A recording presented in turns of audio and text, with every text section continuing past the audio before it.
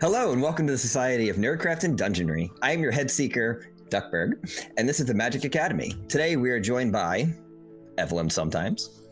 Hello! Sweet and Lore, aka Bonnie. Hi. Never Sweet Nerd, aka Winter. Hello. Heather, aka Midnight Aether. Hi. Wow, that kind of like threw me off. I was like, wait, huh? Doofus, aka... Oh, Doofus. Ara, ara. And the one and only Magic Daddy, aka Randall. I just work here. Truly I'm brilliant. just here. You can help us and be a... Just working here is the understatement of the century of what you do. True. Well, Can we just put that out there? along with just working here, you can also help us and be part of the Magic Academy by making sure you like the video, subscribe, and hit the notification bell so you never miss an episode. This episode is powered by Sirenscape because epic games need epic sounds.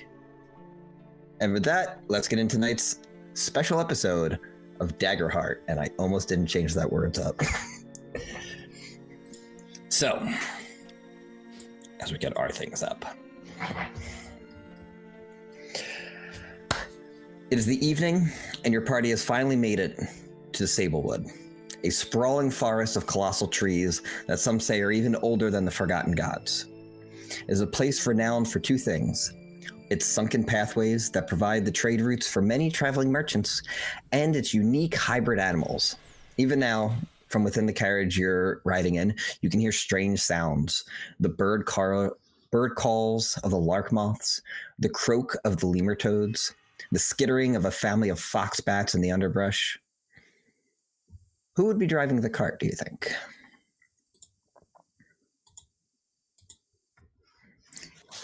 Should the ranger be driving the cart? 1, 2, 3, not it. Heather, I will drive the cart. It's the bard, duh. Okay.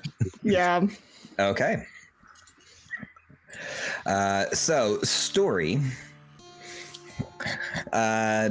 Before we get into exactly what's going on, you've noticed something very unique about the look of the trees in the Sablewood, though. What is it? Well, it might be that they are maybe changing. Maybe Okay. we're in the middle of seasons. Perfect. And while we may used to be used to the reds and the yellows, the colors in Sablewood are every color you can think of. The greens are still there, but you get the reds, you have purples, you have strange blues, there's indigos, there's pink, there's every color of the rainbow that you can think of in the Sablewood as the seasons begin to change. And as the seasons begin to change, you start thinking about how your group's luck is starting to change as you've gotten your first big job here. And we cut back in time as you all sit in front of the royal chambers, waiting to be offered this job that you were suddenly beset upon. In front of you stands a regal-looking woman, dark skin, very dark curly hair pulled up into like a top knot, in like the most glamorous blue and silver like wizard robes that you've ever seen. And just sits there sternly looking at you, almost confused. As she waits for what seems to be another person in it for another chair. Running in is this young man, freckles all over his face, splotches of red hair here and there on his face, as like the facial hair's trying to come in. He runs in, he goes, I'm sorry, Miss Marlowe.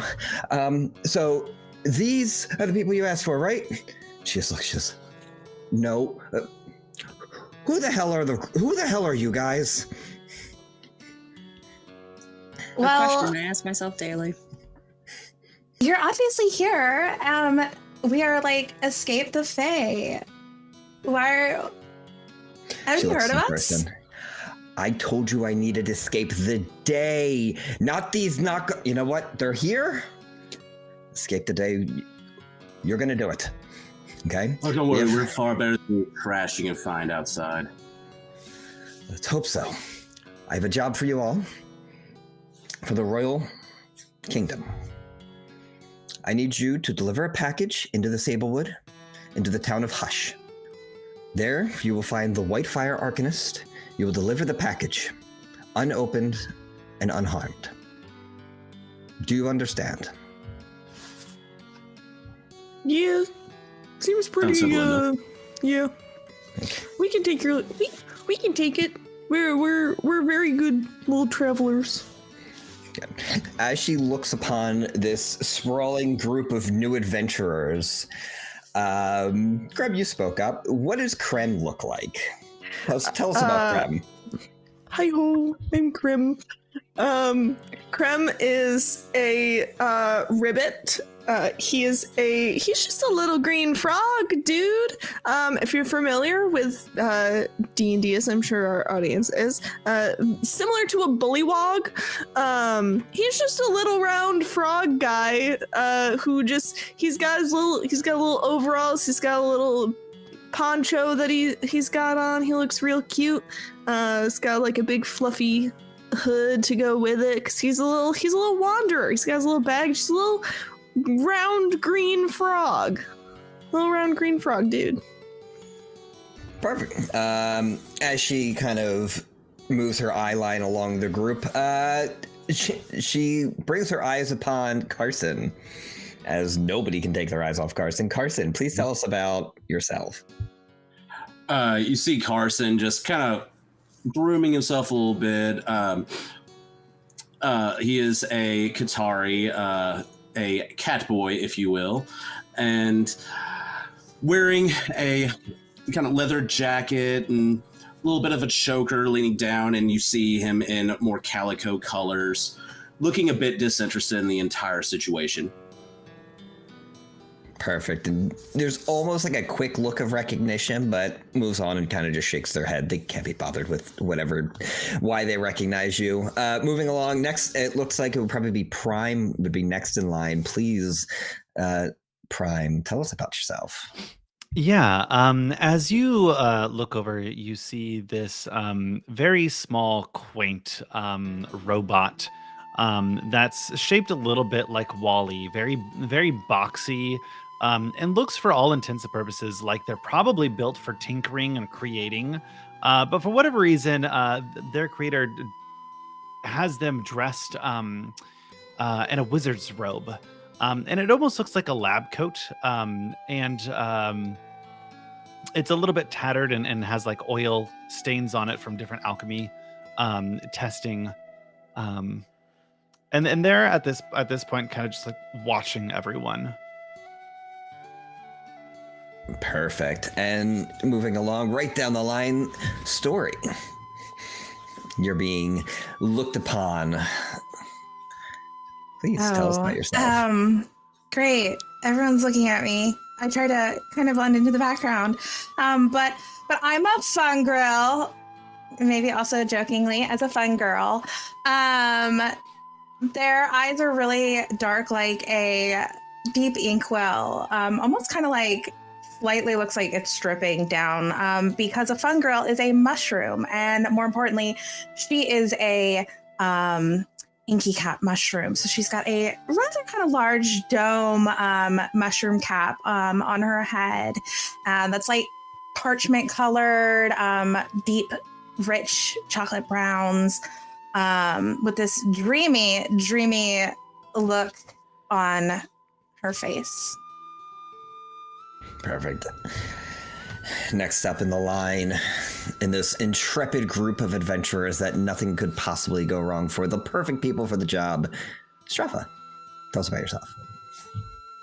Strava's kind of wringing their hands back and forth. They're really just draped in a mountain of cloth is the best way I can put it. Intricately tied and woven together. It's a single piece of cloth, but it's styled into a dress. Their long pink, looks like hair almost dusts the ground. they're probably standing a little too close to Story because at least Stories helps them feel less afraid. But as whoever the big important lady was again, looks at them, Stava's like, and kind of ducks back behind Story, crouching a little bit. Their blue skin seems to ripple with the water, and they have exceptionally striking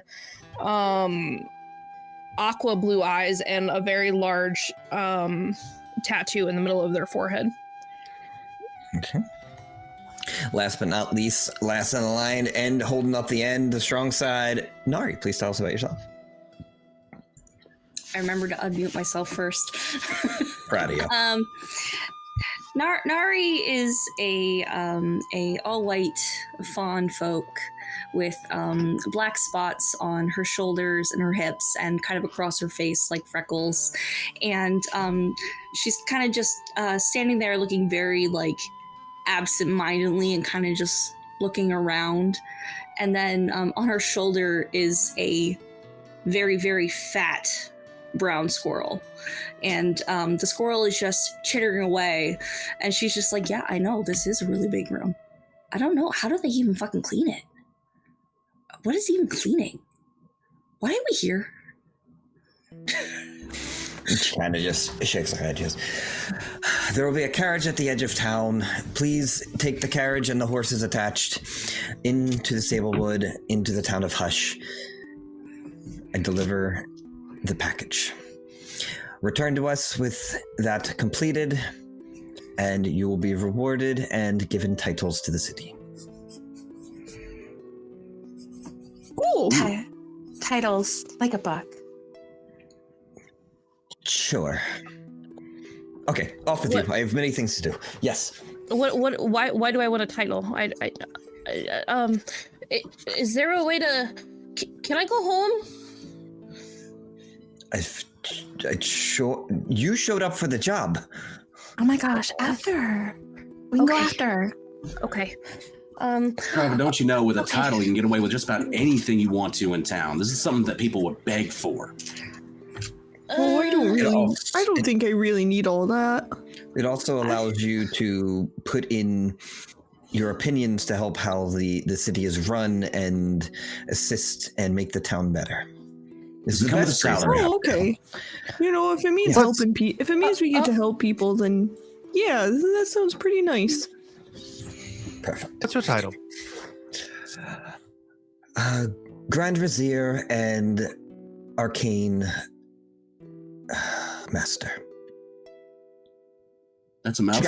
She kind of like has like a bit of like a haughtiness of like, do I drop the master to them? I drop the master to them. That is a lot of words.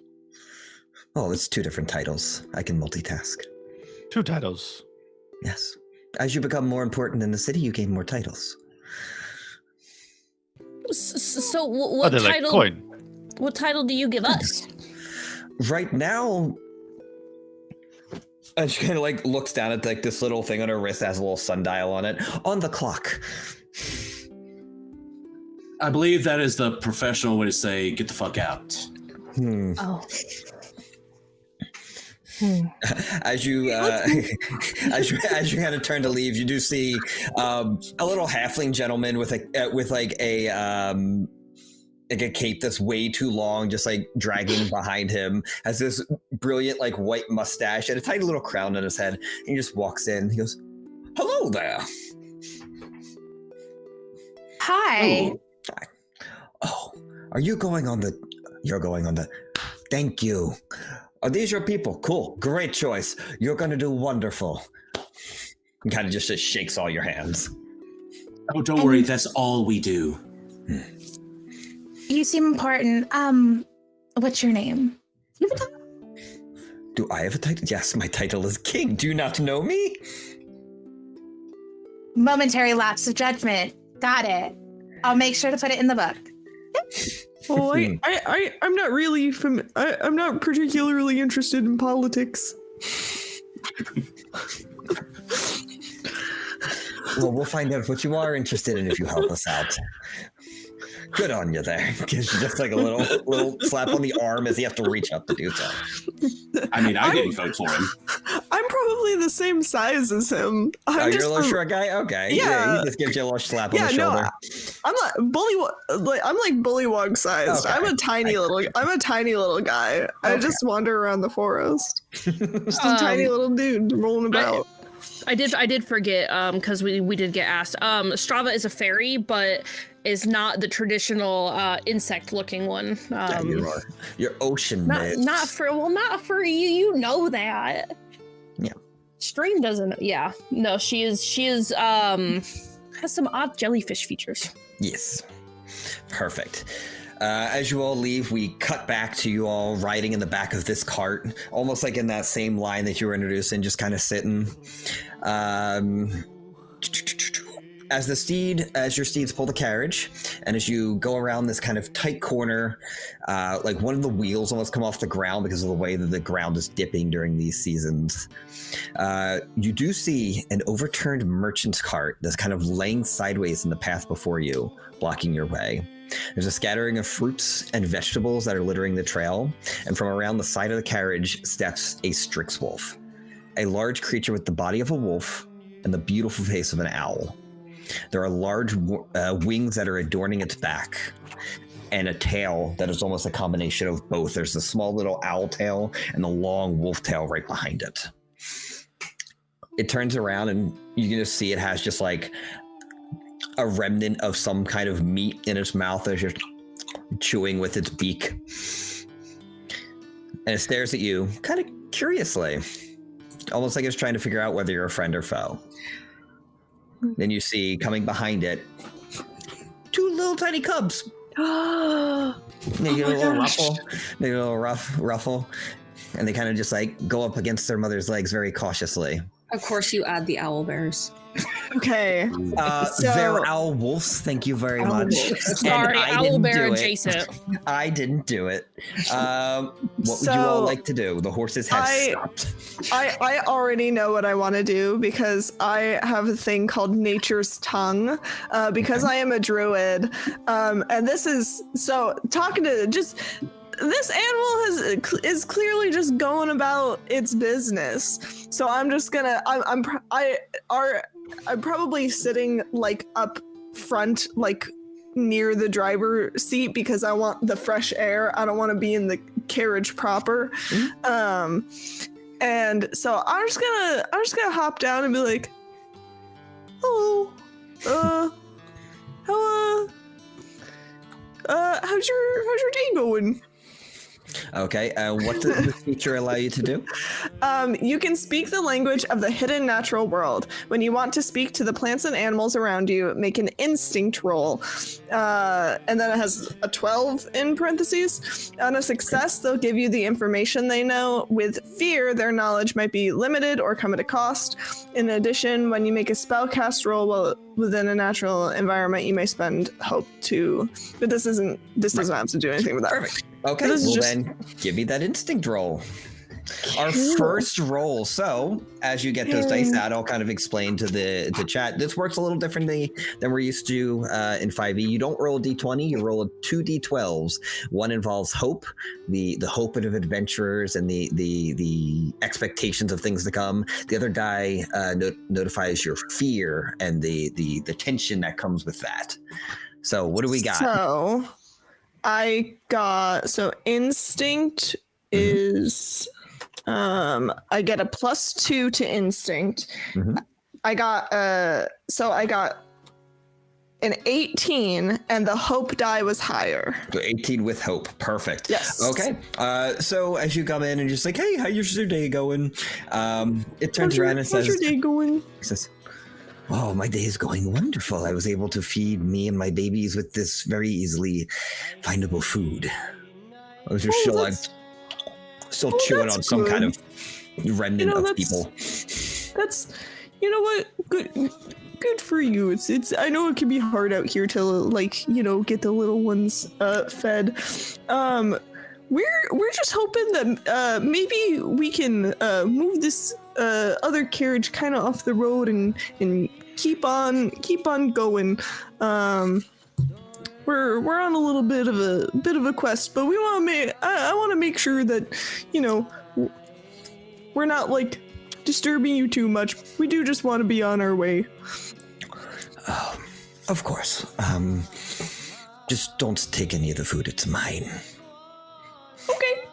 But I will. And they kind of just like leap up to one of the branches on one of the trees, and kind of keep looking at you.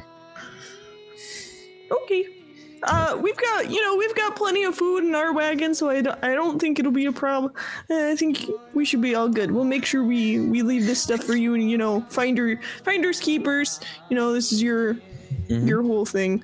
And I'm gonna say to the rest of the party, I'm gonna turn to the party and be like, all right, we can, they're cool. We just have to not take any of the food, and we'll be able to move that wagon out of the way and be on our little merry way. Arson is definitely taking a nap at this point. As soon as you say we're not taking any of the food, lame. My squirrel hops up on the side of the carriage and just kind of looks at it, and you can just see this poor squirrel just. Perfect. Yeah, so if you would like to start moving the things around. Also, Evelyn, do not forget to take a hope, because you rolled with hope. Yes. So add a hope to your sheet. Excellent. Perfect. So you do have to move these things from the cart out of the way. Who's doing what to assist with that? I'll help wherever I can, but I'm not very strong. Fun fact, none of you are. Anyways. I guess I'm gonna help, even though I'm not strong. I can provide great entertainment through song, written poetry, story. I am also not strong. Do you see these tiny little arms? I will literally break. Nari will hop out of the cart and attempt to help some way. As I'm hopping off the cart, I'm just like, pat Story on the head. That we love you. Don't worry. Question DM. Would I be able to use one of my use my experience on this? A friend in need.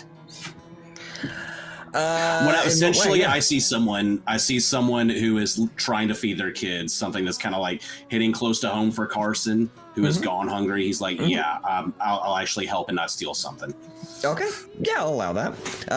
So anybody who's gonna help to start moving things from his cart, give me a strength roll. Oh boy. Oh boy.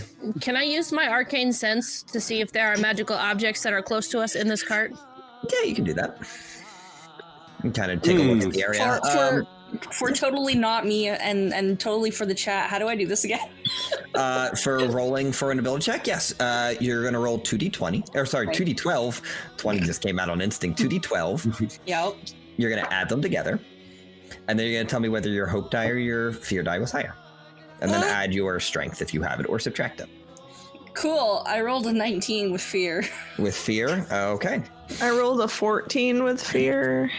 I rolled a 9 with fear. Oh no. Oh boy. Oh no. As Story isn't really is watching all of this happen, she's gonna go, it really does seem like it's my time. And she's gonna go, making my way to town, riding fast, trees passing, we're hush bound. And I'm going to distribute 3 rally dice to our people who just got rolls with fear. So you guys can add a D6 to that roll. Ooh. So would this like be added to the hope side of the roll? Does it get added to any particular side, or is it just a straight D6? Just a straight D6 it'll add. It'll just add to your total. Okay. Because this is considered rally, where essentially when anyone rolls with fear, I can use rally to increase your value by 1. But essentially, you guys get to, I increase my rally dies, and you guys get to add numbers. Nice. Cool. Well, that brings me up to a 22. Brings me up to an 18. Okay. Brings me to a 14. Perfect. Nari is drunk. Oh, And Strava, you said you were doing Arcane Sense. Yes. Please tell us what that does. I can sense the presence of magical people and objects when I'm close to them. Awesome. So you're just kind of inspecting the area as well as you're... Okay. Also, give me an instinct check while you're at it. The three of you... and I'm sorry, Carson, did you roll with fear or hope? Mine was fear. With fear. Okay, so all three of you roll with fear. You do. You start... None of you are very strong, but you push, and you do... It does move, but you all just face plant into the dirt. You are currently stuck in the muck a little bit. Ow. It's okay. What was that perception check? I need you to help. I need you to remind me how to do this because I was. You rolled a 2d12. Add your instinct to tell me whether it's with hope or fear. I don't remember. I don't remember the difference between hope and fear right now. Yep, that's fine. Hope means you get to do things with it. Fear means I get to do things with it. So you have to just, before you roll, decide which die is going to be your hope die and which die is your fear die. And then whichever one rolls higher is the one that you have rolled with. So okay. That was already... hope die, yeah. So I rolled with hope. Perfect. And I got a 9. It's 7 plus 2. Okay. Perfect. So as you guys push this over, you all face plant. Strava's kind of looking over this area, and you hear a coming from the thickets as three creatures jump out and get an ambush on you.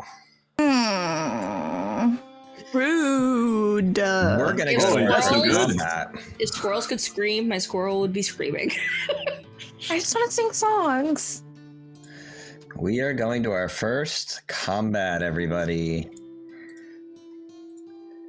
Rude. As three of these small, even smaller than Krem, small frog folk jump out of the bushes, and one almost seems like fairy folk-esque also jumps out. You know that these are kind of like outskirt people from the Sablewood called the Thistle folk. And they are scavengers and are probably the ones who have knocked over this merchant. So, usually how... Are you good there, Randall? Usually how this happens is we would start combat with you guys starting, but since you were ambushed, I get to take a first turn, and I will activate each of them. Each of them are going to come in and make an attack at somebody. We're going to go right there and do that. This guy has moved up to these branches here. Okay, now unlike you, I rolled the d20 because I don't get to roll with hope or fear. I just get the hope and fear that you guys give me. So, first one is coming in at Strava. He gets a +1 to whatever he rolls, but he rolls a 2 on the die, so he is definitely not going to hit with a 3. Second one's coming in at Prime, and they have like these thin blades that they kind of pull out and start jabbing at you guys as you appear to be trying to steal probably their dinner or their loot. That is going to be a 16 against your evasion for Prime.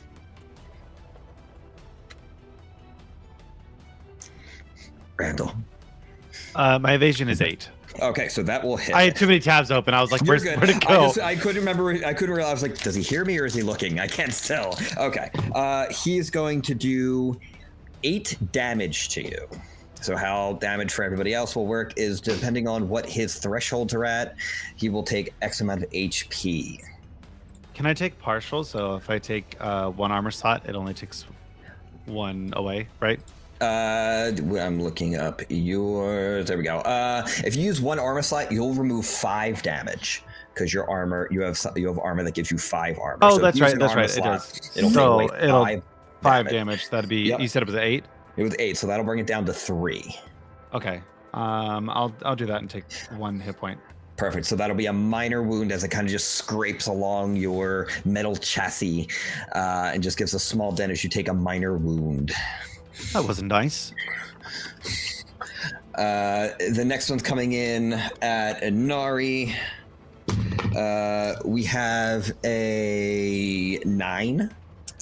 So my evasion is 13. Does that mean 13? I beat it? That means he misses, so you duck out of the way and pull away for him.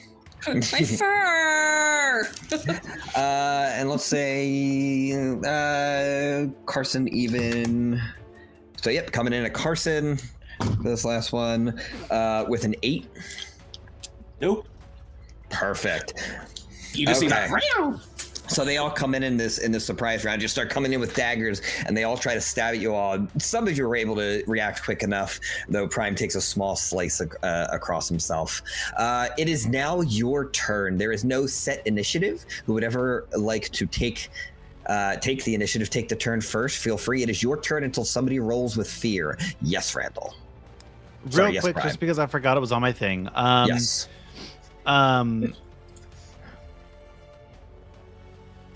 Strange patterns. I pick a number between 1 and 12. Anytime I roll this number, I gain a hope or clear stress. I'm going to pick the number 5.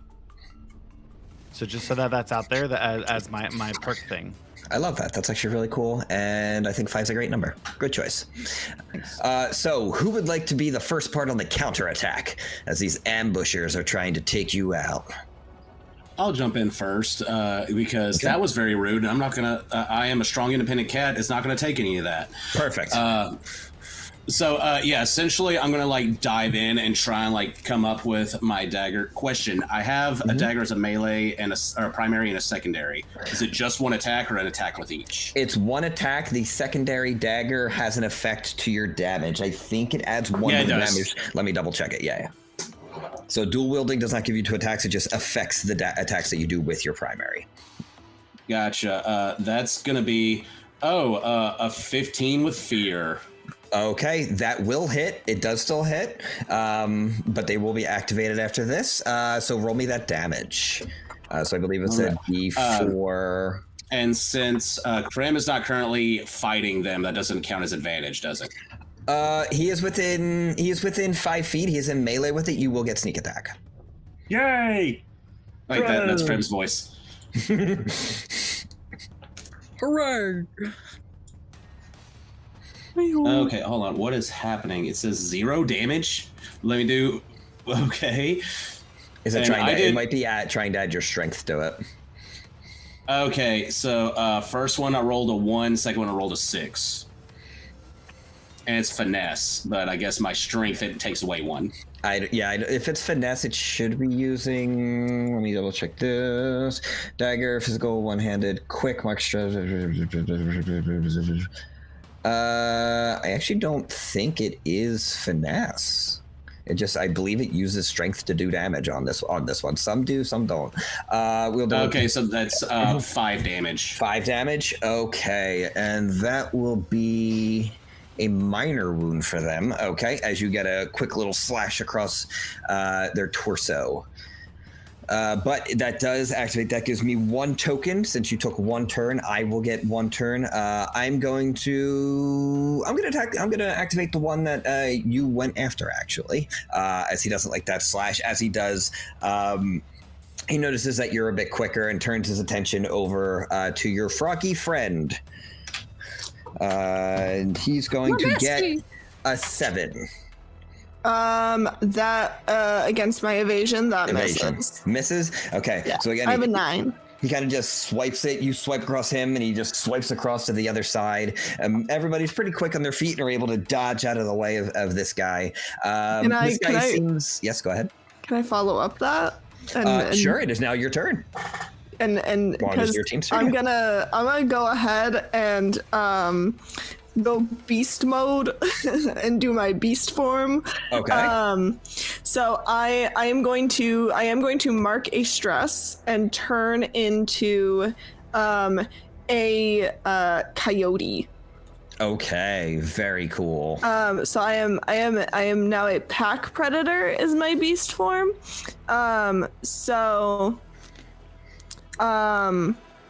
I can get advantage on a attack against this dude. So do I roll? I rolled strength. Is this yes. +2 strength? So I assume that's what the attack. I believe so. I have not looked at all the druid changes. Let me see things.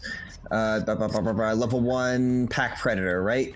Yeah. It's a +2 strength attack. Yes. Cool.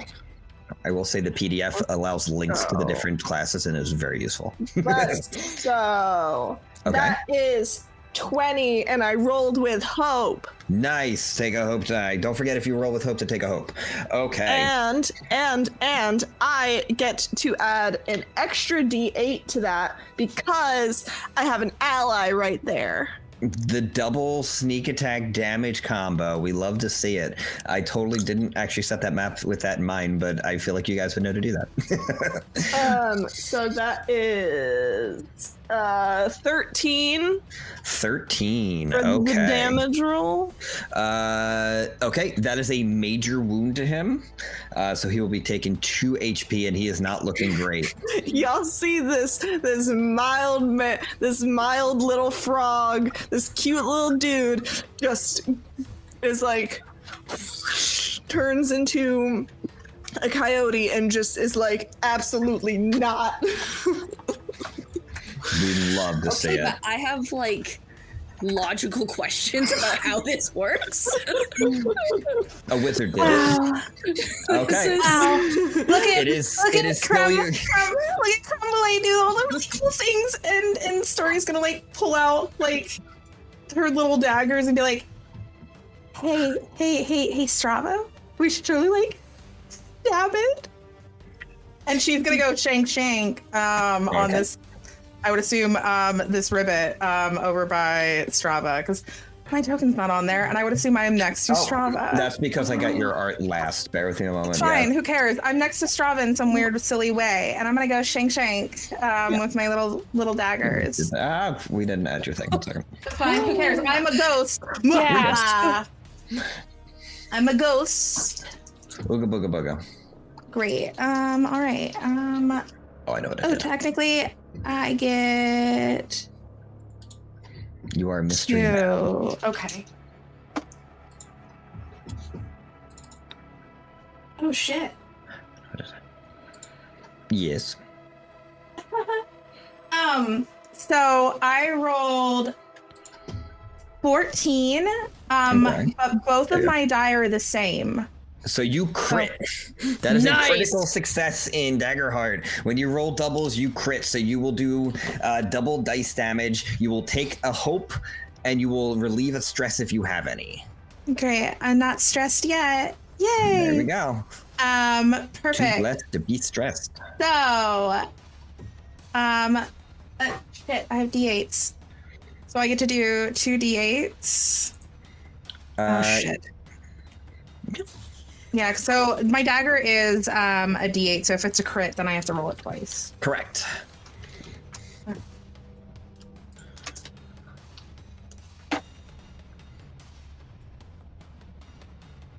That's going to be 14 damage, at least on my first dagger.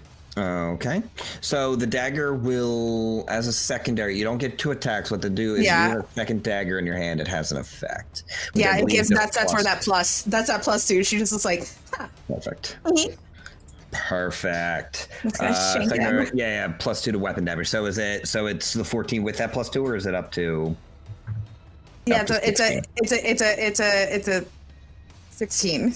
16 total. Okay. That, I believe, if my thing will open, is... Yep, that is a major wound to this guy as you come in and just cleave into him, and he just falls down and collapses. So is he dead? He is dead. Okay, because I'm gonna turn around then if that one is dead, and I can't move, but I want to come over here. You can't move like you're physically unable to, or you're just not going to? Spacebar, your game's paused. Yeah. Sorry, go ahead. Okay, I'm gonna come over I have here. too much power. I'm gonna come over here to the one that was mean enough to hit Prime. And yeah, I mean, we're gonna just do a stab. I'm gonna spend 2 of my hope to cast Rain of Blades. Okay. So I have a love of all those good. That's a 12. 12 to hit this guy. Yes. It is going to miss, just barely. Bitches. Well, that makes me sad. No, he's a ribbit, not a bitches. That is a race that has not been created yet. Okay. Was that with hope or with fear? That was with hope. Perfect. Okay, you do miss, but it is still up on you guys. I have 3 action tokens right now, so keep going. Who would like to go in next? Oh, I'll go next. Okay, let's see. What are you doing? Nari is gonna, I guess, stand up from the muck. Mm-hmm. Look at this dude. Like, I don't know, walk over, something over, look at this dude, and be like, why are you attacking us? That's not nice. I'm not gonna headbutt them. Okay. Give me that headbutt.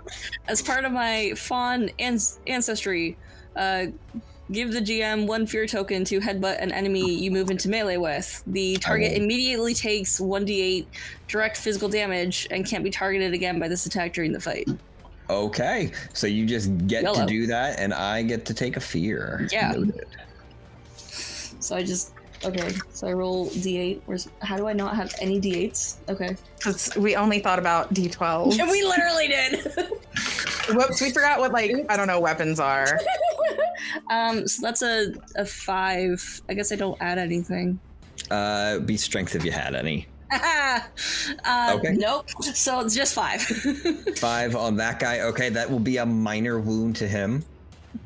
Whack. And then I kind of stumble. Scowls at you. I can really go for some sea salt ice cream. Why do I want sea salt ice cream? Yeah. Shut up, Chitter. I know. I'm doing my best. Okay. That wasn't a roll, so it is still on you guys. That's a good ability. You just get free damage and not have to roll and possibly give me a turn. Do you want to turn you take a thing or anytime you roll? Anyway, we'll say Prime. Let's finish this off strong and get everybody in for a turn. Yeah, that's not gonna bite me in the ass later. It's fine. Prime is gonna look up at the enemies and grab his staff and just stick it up into the air. And flame is gonna erupt out of it. I'm gonna target 3 enemies within close range of me. Okay. So that is a 16 with fear. Okay, that'll hit. That'll hit all 3. I'm assuming you're hitting the 3 frog guys. Yeah. That are the closest. Okay, that'll hit all. Yep, that'll hit all 3. Yeah, do I roll once to hit all 3? Yep, roll once to hit all 3. Okay. So it does 2d6, but because I have School of War, whenever I make a successful attack roll, is this an attack roll? Yep. Okay. Then I also get an extra 1d6 magic damage. Awesome. Yep, add So that to d6. Question: this frog guy is dead, but it's these other 3. This one should be dead. Oh yeah, he is dead. Yes. So yeah, so it's these other 3. We will. If you want to, you can hit delete. Also, you could just put a status on him as dead. I'm too. putting a status on him. Yeah. All right. Thank you. So make sure, Yep. We'll just do that. Actually, he's dead. He's dead boy. So in total, that's going to be 13 damage to all 3 of them. All 3. Okay. 13. Okay, so that is going to be a severe wound on the 2 smaller guys and a major wound on the last guy as this fire erupts and as the smoke clears in this forest. You just see the rest of them just smoldering in a heap on the ground as Prime just finishes off all these guys. That was with fear, so I'm going to take those 4 action tokens and get 2 fear to use. But that was the combat, at least. So Nari's just gonna look around like, wait, you guys can all use spells? The mean, coyote just nods. Can only use spells. I can, but it's kind of nicer to just kind of like cut things up. These are literally just like letter openers. Friends can Yeah. teach you. Okay. you do hear, Krem, you hear behind you, be careful with the fire in the forest, jeez. Those guys got me my lunch, that wasn't cool. Oh, sorry about that. You know, when stuff, they started attacking, and so we had to take quick action. But you can have what's left of them. There's one that's still got quite a bit of meat on it, and all of this is like two animals talking to each other. So it's just a coyote and a owl-headed wolf. You're still the coyote, yeah. So it's not like in common. It's just like. Yeah. I'll lean over to Story. He's like, do you think they're ever going to realize we don't understand a word they're saying, or are we just going to rolling with it? We're just gonna roll with it. Just Like, let it let him happen. do his thing. Follow the wild or something. So I'm we're saying I'm not going to piss off the coyote. We're gonna move this out of the way. You know, you can have the bodies of these little dudes. That's all for you. You know, I know some of them are a little crispier than you'd prefer, but Stir fry, that's fine. yeah. So as long as our arrangement stands, you know, we won't take any food. We're just gonna move the cart out of the way and continue on. Okay, fine.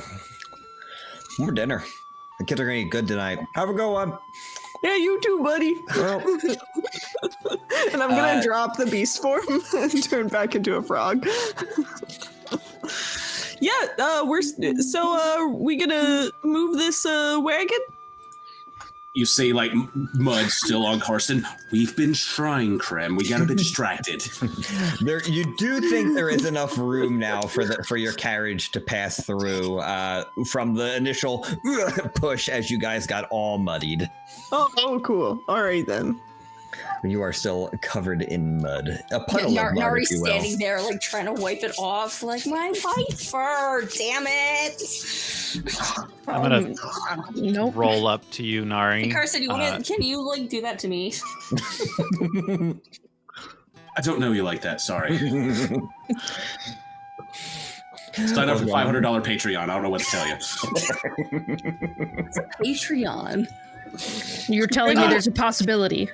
Oh my god, Randall, it's what were you It's gonna a say? pub. It's a Yeah, pub in Randall. the city. Go ahead, Yeah, Randall. it's a pub in town. Just, I'll show you later. What's up, Prime? Go Randall. No prime. I'm gonna roll up to Nari and tap my wand or my staff on you and cast prestidigitation to clean you up. Oh, that's handy. Right? Thank you. Oh, I kind of just give, like, a Well- cute little, like, deer shake. while we're paused here, does anybody need some healing? Anybody need some hit points back?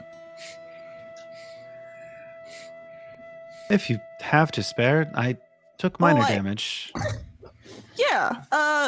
So I'm gonna use I can also regeneration. clean you up. Oh, I'm all right. Thank you, though. I'm used to the mud. You are quite dirty.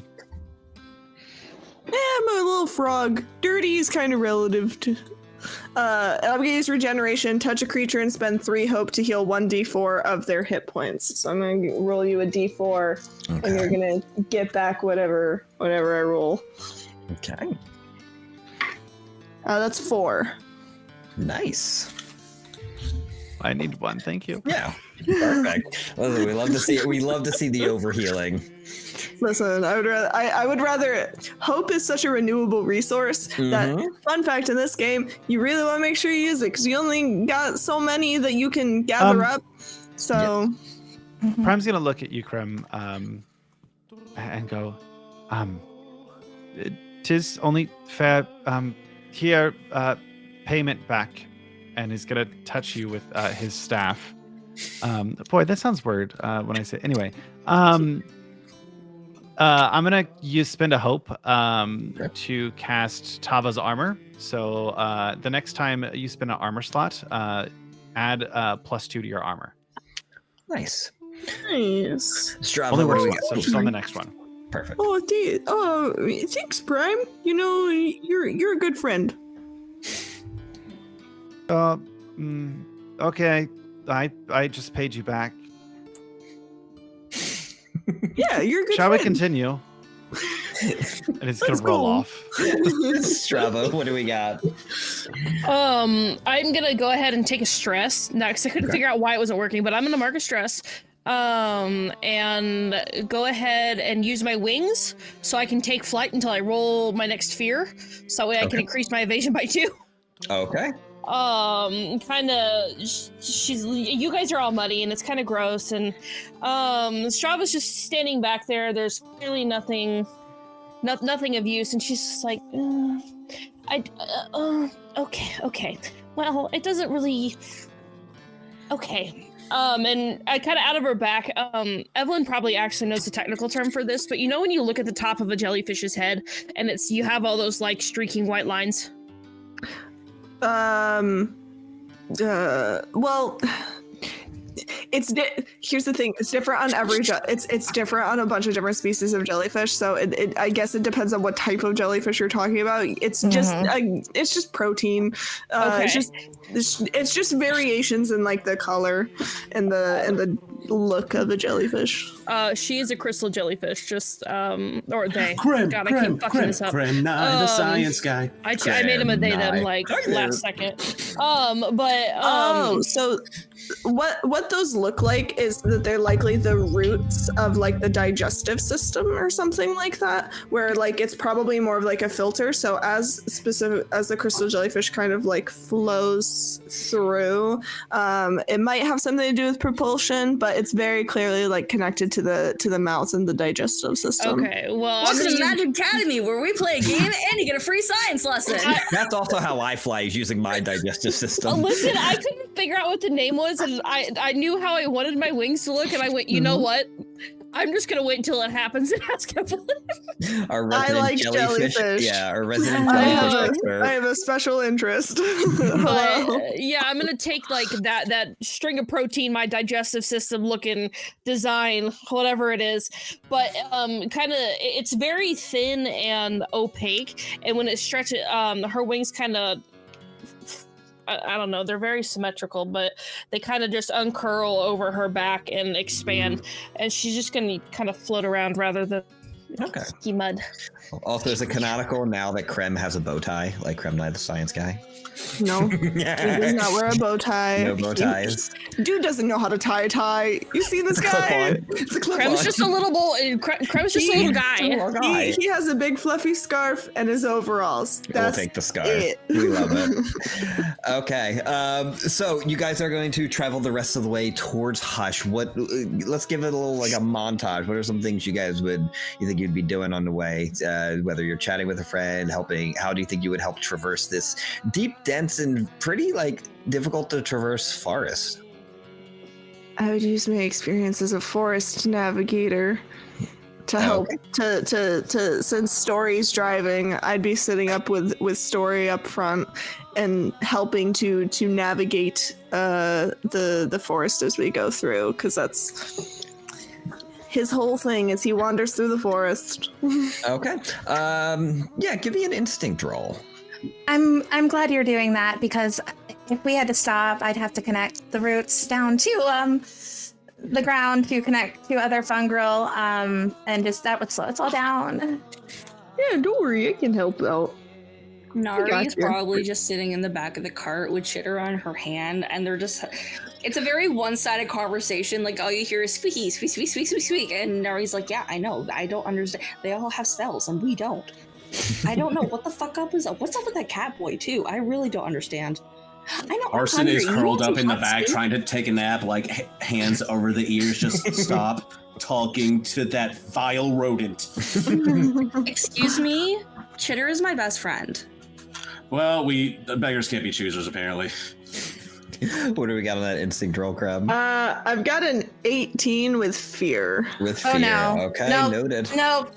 We're gonna rally that to it's just a little bit more. Still a fear. I know, but I'm gonna give you a D6. Creme, my little creme brulee. I know it's been a while. I know you've got this. You're much better at this than me. Oh, you're a great helper though, and that brings me up to a 20. Perfect. Okay. Yep, you're able to. You're doing great at the driving story. You're doing a good job. Yeah, you're able to navigate through a lot of the dense forest. You find like a little shortcut that saves you guys some time. Unfortunately, at one point you do hit one of the sinkholes, and you do hear a very large jostle and something clang in the box of that you are transporting in this carriage. I'm going to look over at Krem and say, I'm not sure they're doing a great job. We've gotten stuck and now we hit a pothole. Chitter just screams as you see him go flying across the cart. Oh, potholes can happen to anybody. There's stuff all over the road, and the forest is unpredictable. So Do you typically drive into potholes? I don't usually drive. I'm a nomad. I kind of do more of the walking thing. That makes sense why you're a bad characteristic for knowing who's a good driver. I am a very uncharacteristic. Probably not the best judge of character. Strava just kind of like floating next to everybody goes, oh, okay. Ooh, Robot's got claws too. Ram. He's very angry. Well, let's go outside and take a look. And I'm gonna hop off my little seat and I'm gonna go do my little investigate. I'm gonna walk over and take a little look at the wheels. Krem, when you out the little wagon, kind of near, like Strava's back there talking to you, but when you kind of pop out, it feels very static electricity in the air, and some of her longer pieces of hair are almost standing on end like something spooked the fuck out of her. Oh. Out of you? Yeah, out of them. Yeah, out of Strava. Oh. I thought you were describing how Krim was feeling. I got lost. Sorry. No. No. Coming within distance of me, it feels like there's really it's very like, I don't know, just like when somebody walks around and they shuffle their feet on the rug a whole bunch and you just get near them and you can feel it. Perfect. I don't know what that term is, but that's static the feeling. electricity. Static electricity. Well, Yeah. no, because it's static electricity, but not, and I can it's still feel that. more. Yeah. It's a different word that I'm thinking of. Yeah. Fair enough. Okay. So you take a look at the wheel. Yeah, It I'm looks taking okay a for look the at the most wheel. part. One of the pegs looks a little like wobbly and cracked, but it doesn't look like it looks like you should be okay for the most part, unless you want to fix it specifically. Like it's got a little like it's not perfectly straight right now. It's bent a little bit, a little warped. We got to get it out of there before we can fix it. That's just. Get what out of where? We have to. The wheel? Oh, we have to get the wagon out of the hole before we can fix It went it. over. It didn't get stuck. It went like over the hole, like a pothole. I thought we were stuck. No. I did It too. was A second time? No. Yeah, we then- were stuck. Then definitely, if it's cracked, I'm gonna like go to the rest of the group and be like, so one of our axles is a little and probably could use a repair. If anybody wants to give a little hand with that, tinkering. If you're good at tinkering. You just hear Carson just starts digging through his little like cloth satchel. I've got something in here, and he's gonna like kind of hop down and start trying to get to work on the little peg. Perfect. What are you doing there, my friend? Well, in layman's terms, friend.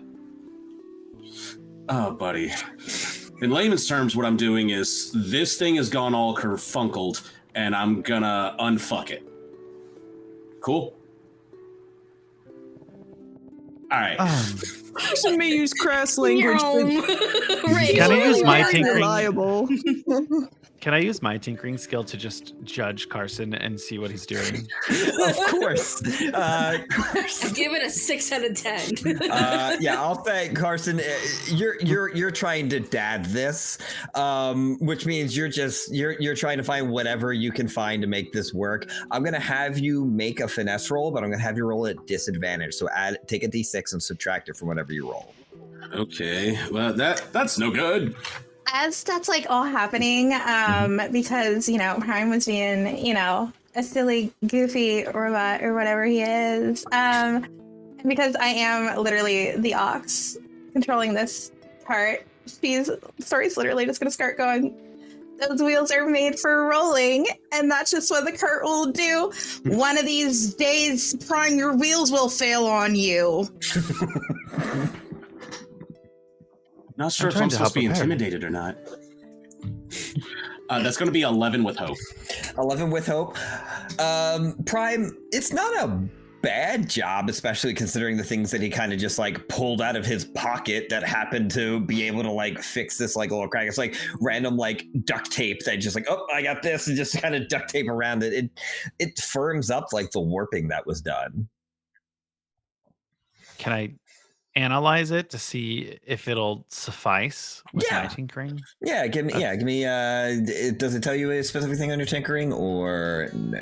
That's one of my experiences, so I have a +1 to it. So okay. Yeah, give me a knowledge roll with your. No, okay. Give me a knowledge. I wasn't sure if it was just saying specifically like use a knowledge roll, but it's an experience. That's so good. That's a 9 with hope. A 9 with hope. Looks good. It's so outside of your normal like expertise. You're just like, this shouldn't work. It's outside it's of his probably wheelhouse. going to work. It's probably going to work based on what I'm seeing here. This should not work, but you think it should. I'm going to look over at Prime. It's like, listen, in the city, we have a certain way of fixing things not taught in your little schools. Your ones and zeros may not comprehend it, but don't worry. I know exactly what I'm doing. And I'm going to spend a hope to use Dev's Deceiver. Okay. So I have advantage on a roll to deceive someone or trick them into believing a lie that I tell them. Yeah, give me a presence versus Prime's instinct. Nari's gonna climb out of the cart and just start looking nearby for like mushrooms or something. And Chitter's gonna start like digging for nuts. Oh yeah, there's plenty of that stuff in this forest. Sweet. Chitter's like, having a over. fucking heyday. What do we got, Carson? Well, let's see. You know what? Just for flavor, I'm also gonna add one of my experiences, con artist. Okay. So that's gonna be a 21 with hope. Okay. And what did you get How on the your? fuck do you even get a 21? All right, 10. Oh, because I use Death 12s. Deceiver, I get advantage. Oh, I do get advantage on detecting lies, so Okay. I'm gonna read it. Oh no! I mean, you're adding a 6.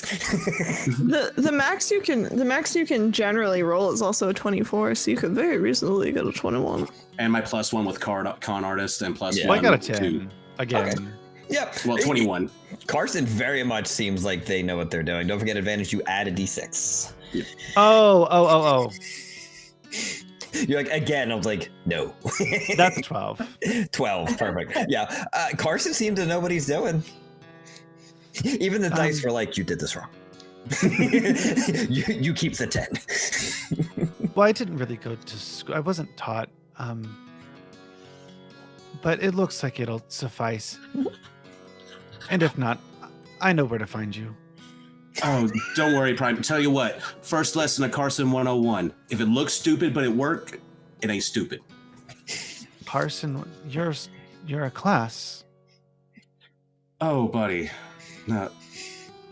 I just like pat him on the chrome dome and just go back to my cat nap. Prime, he takes some getting used to, I think is the right word. It took him a long time to stop trying to chase me into the water. Just because I look like a fish doesn't mean that I am a fish. Oh. You like being chased? No, absolutely not. Is that like a ritual? Like courting? No.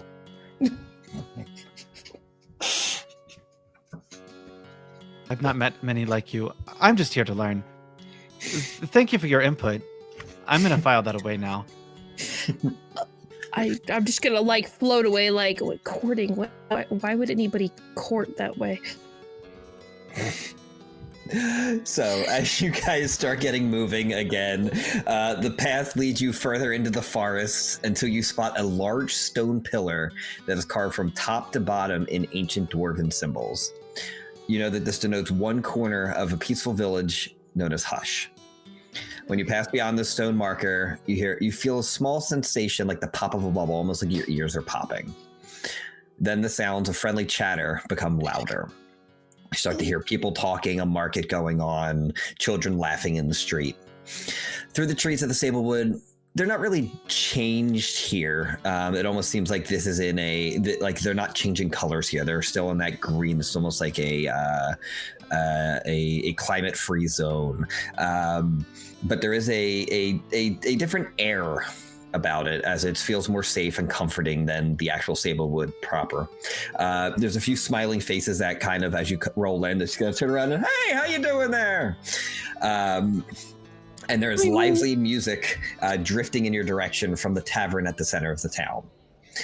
You know that this is the place you need to be to find the Whitefire Arcanist and deliver the package from the city. What would you like to do? Well, we need to find the Whitefire Arcanist, guys. So, where... does anyone know where their office might be? Or should we just start asking around? Should we just look for a place with white fire? Would it be on fire? If the building is on fire, normally people are going to be staying in it. They're going to be running out. Oh. Maybe But we it could could be ask special fire. Maybe we could ask somebody at the tavern. Let's do that. That's always the greatest place. There's lots of people there, and we can learn stories, and we can know where things are. Perfect. Listen to some music. So you guys take your carriage over to this place, and it's this strange shape. It's not like perfectly like squared. It's almost like curved on all the walls, and you realize as you kind of take a look, it is probably shaped after its namesake, as this is called the Clover Tavern.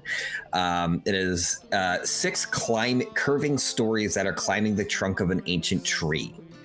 And it seems to be the heart of the community. There's music pouring out of it. There's just people talking you hear.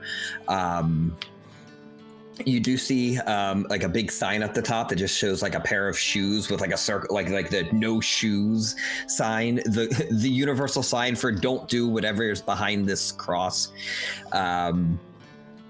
But you are more than welcome to enter. The door is open. There is music and a healthy air coming from out of it. There's some wonderful smells coming out of this place. Strava is shoes terrified. aren't allowed, or you have to wear shoes? Well, I'm certainly not wearing shoes. Yeah, Nari looks down at her hooves like, Yeah, I looked down at my little frog feet. I don't even have feet. I'm barefoot. I guess we can't go in. Screw it. I'm just gonna waddle on in. Okay. That's never stopped me. This sign can't stop me because I can't be right behind read. Except I'm a wordsmith bard. I have to read. Mr. Statue Pancake, get that a meme. That's fine. Creme can't read. Oh, you know. Oh, no. He just But walks on in. as you guys all walk inside, Strava's standing out there like, there's so many people. I don't want to go inside. Strava is terrified. Krem, I'm as right you behind enter- Story Yep. going in. Yep. As you guys begin to enter, who does enter, you do see that along the wall there's like a large like shelf that people seem to be putting their shoes in. It appears the sign is saying no shoes allowed here. Oh, so it's like a cozy thing, good thing. Once again, I don't have feet, so I don't need to take off shoes. I just have my little frog feet. Okay, so you were entered. You see a dwarven man behind the bar, bald head, but sprawling brown beard, just braided left and right and sideways and all over the place into like various different designs. There's a clover like braided right into like where his chin is, and you gotta he's scrubbing it. All right, welcome in. You see him like take a look, see there's already no shoes, and just kind of gives like a head nod and just continues like cleaning his cup. Again, this is a 6-story bar. You do see like spiral staircase right in the middle of it that seems to be like climbing up the center roots of this tree. I'm gonna turn to Story and the rest of the party and be like, you guys can handle this. I'm not the best at talking to people. You spend too much time with the trees and makes you a little awkward. I get it. You're always out there speaking with the trees. I'll go speak to the bartender. Nari looks at Krem, looks at Chitter on her shoulder. I get it. I'm gonna walk up next to Story. It's like, all right, so we're flapping the guns. They're watching our backs, I'm guessing. Sure. All right, let's not repeat the book debacle. You know what? That was once. Okay. No, we still can't show up in town, but you know what? That's fine. You know what? You were adorable. Just because I decided that I didn't have enough money to go ahead and buy Matilda Mercia's Toss Glove, I'm sorry. Katie, no, what I'm saying is that out of all the things, trust me, you're the person, you're talking to me. I'm okay with stealing, but to get kicked out of a town, normally there's a bit more of value. Something worth the wanted posters. Okay, so it's first edition. It was literally first edition, like, manuscript. I'm sorry. Big fan. Nari just leans over by Krem, is like, are they what they call the dating? I don't think so. I mean, it'd be. They act like they are. Be news to me if Story was dating someone else. We had a brief fling, but Story's better off with someone cool like Carson. A short hop in the pond, if you will. Stop it. I'm done. Bye, everyone. Take me to the pound. No. So yeah, we're gonna like. I'm gonna walk away from that. No, I'm gonna walk the fuck away from that one. Kind of, shooting, hopping, meandering that fun girls do. Story's gonna like slam down her book on the bartender's the bar top, and she's gonna like, okay. Yeah. We're looking for someone that is like an arcanist. Do you know, like, I don't know, Whitefire, do you know of anyone like that?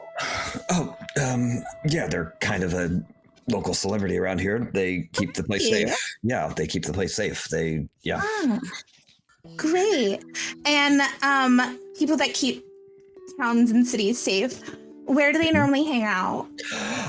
So I don't really know that information. I usually just stay here. I don't get out much. I kind of just run this place. I know they live in town. They live like somewhere in town. I don't know where. They come in every once in a while. It's also, one second, and he's like, there's people like trying to get drinks. He's like, one second. We're just also really busy here today. I'm sorry. Oh my God, is it only you working? Yeah, I'm the owner, and I could run the place. It's fine. You should probably hire some additional, like, I don't know, barmaids or something. Maybe if I come back. Anyways, you were a lot of help. I have a bunch more. People in here might know. Some people know a little bit better. Enjoy the first boss festival. The what? I'm gonna like pull out a piece of gold. It's like, appreciate your time, barkeep. If anybody starts talking about him, you can send them to our little group of gaggle fucks over here. Sure. Thank you. Kind of just like pockets it. Carson, did you hear him what he said about like a festival? I don't know. It was mumbled, but party. I caught a little bit of it. Okay. Here's the thing. We have a job. We can get titles. However, party.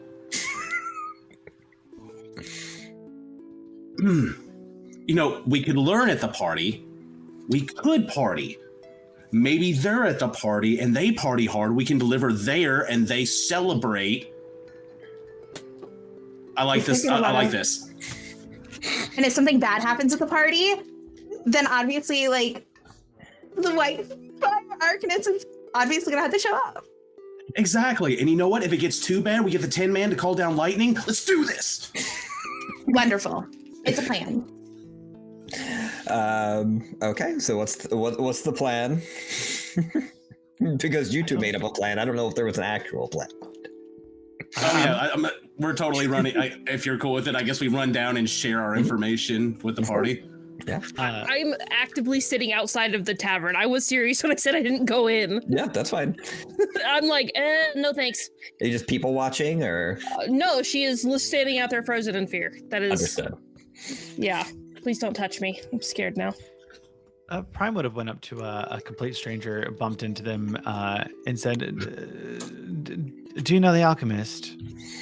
You bump into them and turn, Halithan. Oh, you're not Halithan, you're new here. I'm sorry, what?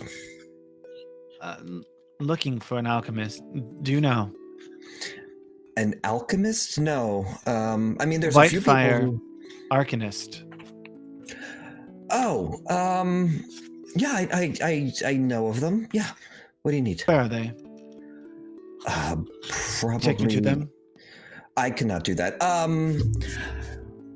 Lhasa can. Lhasa would know where they are. They're here somewhere. I don't know exactly where. You're going to be looking. Who lost a can? No, Lhasa. Lhasa is their name. They can do the thing you need to do. Are you sure you don't know Halithan? Never mind. Where is Lhasa? She's around here somewhere. You're gonna find her. She'll probably be carrying ale somewhere. She works in the back. You're gonna look. She's got just this very back. Yeah, in the back of the bar. Yeah. And I'm gonna just start heading back towards the back of the bar. Okay. And I would like to pull Krem and Nari if they see me headed this way. Oh, hey, Prime. We're headed to the back of the bar to find Lhasa. Are we even allowed back there? Isn't that like employees only? Employees only Do what is you more can of a now. suggestion. I feel like it's not. Only one way to find out. This way. And I'll start going off. Okay.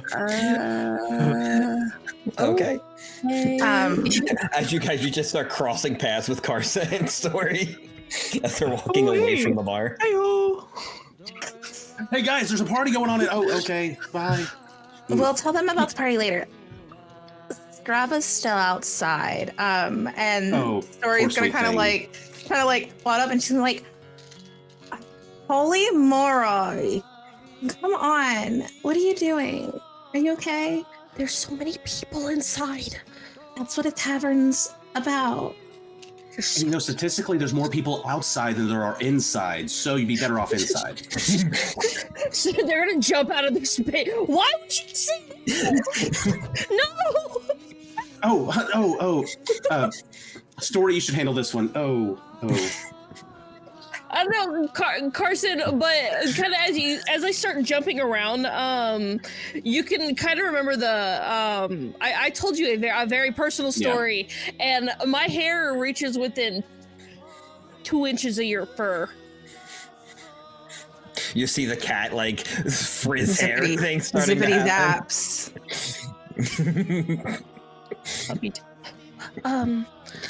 Where's everybody else? They're about to get in inside my trouble.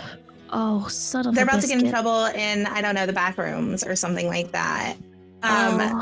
Do I? We're gonna have a party. Oh goodness. Okay, I guess we're going to a party instead. Don't worry, buddy. We'll make sure nothing happens, all right? We wouldn't let anything bad happen. Promise. Obviously, if someone gets too close, you can just kind of go. Okay. And if someone gets too close, I go, wow. Wow. I'll shank them. It's fine. Straight to murder. 12 out of 10. Story is the reason that Strava uses Rain of Blades. You I use know. knife, but I can make a knife. Okay. So you guys are heading towards the party. As you guys start heading towards a large gathering towards the, like, on the back side of the tavern, we'll also cut to our other group here trying to go to the back of the bar. As you just, there's just like the little lift up thing when we just lift it up, walks through, the bartender looks over. Oi! Don't even lift it up. Just walk underneath it. Oh, It's like, oi! What are you doing? I look at Prime. We're coming back here. Prime. You love can't Prime. be back here. That's new information. I Thank you. didn't- Where's Losa? Also, she's probably going to get some more casts. We were running a little low. Are they in the back? Do we go Like- further back? No, not back. No, like that way back, like behind the bar. Like Oh, not this outside. behind. No, inside, just on the other side. We have some storage stuff. Why do you need Losa? The They have layout of your information. the layout of your establishment confuses me. It's a tree. Get used to it. Wait, shouldn't Crumb like know how to navigate trees? I thought you spoke to trees. I'm I not do- there, but like I do speak to trees. I'm talking about this man's architecture. do you also speak for the trees? Yes, I am Crem and I speak for the trees. How Keep your shit up and I'll break can your I be? I hate it here.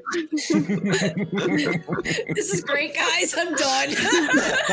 My name is Krem and I speak for the trees. Hi-ho. Hello. So you guys go to he kind of just like points to an area, and I'm assuming that's what Prime processes. Probably that way. We'll probably run into her before. Do I see a door? Like a way to go? No, because it's like you're a little small to see like above all the people. So you probably Alright, don't see the door. Do you We'll see a find a door door. there?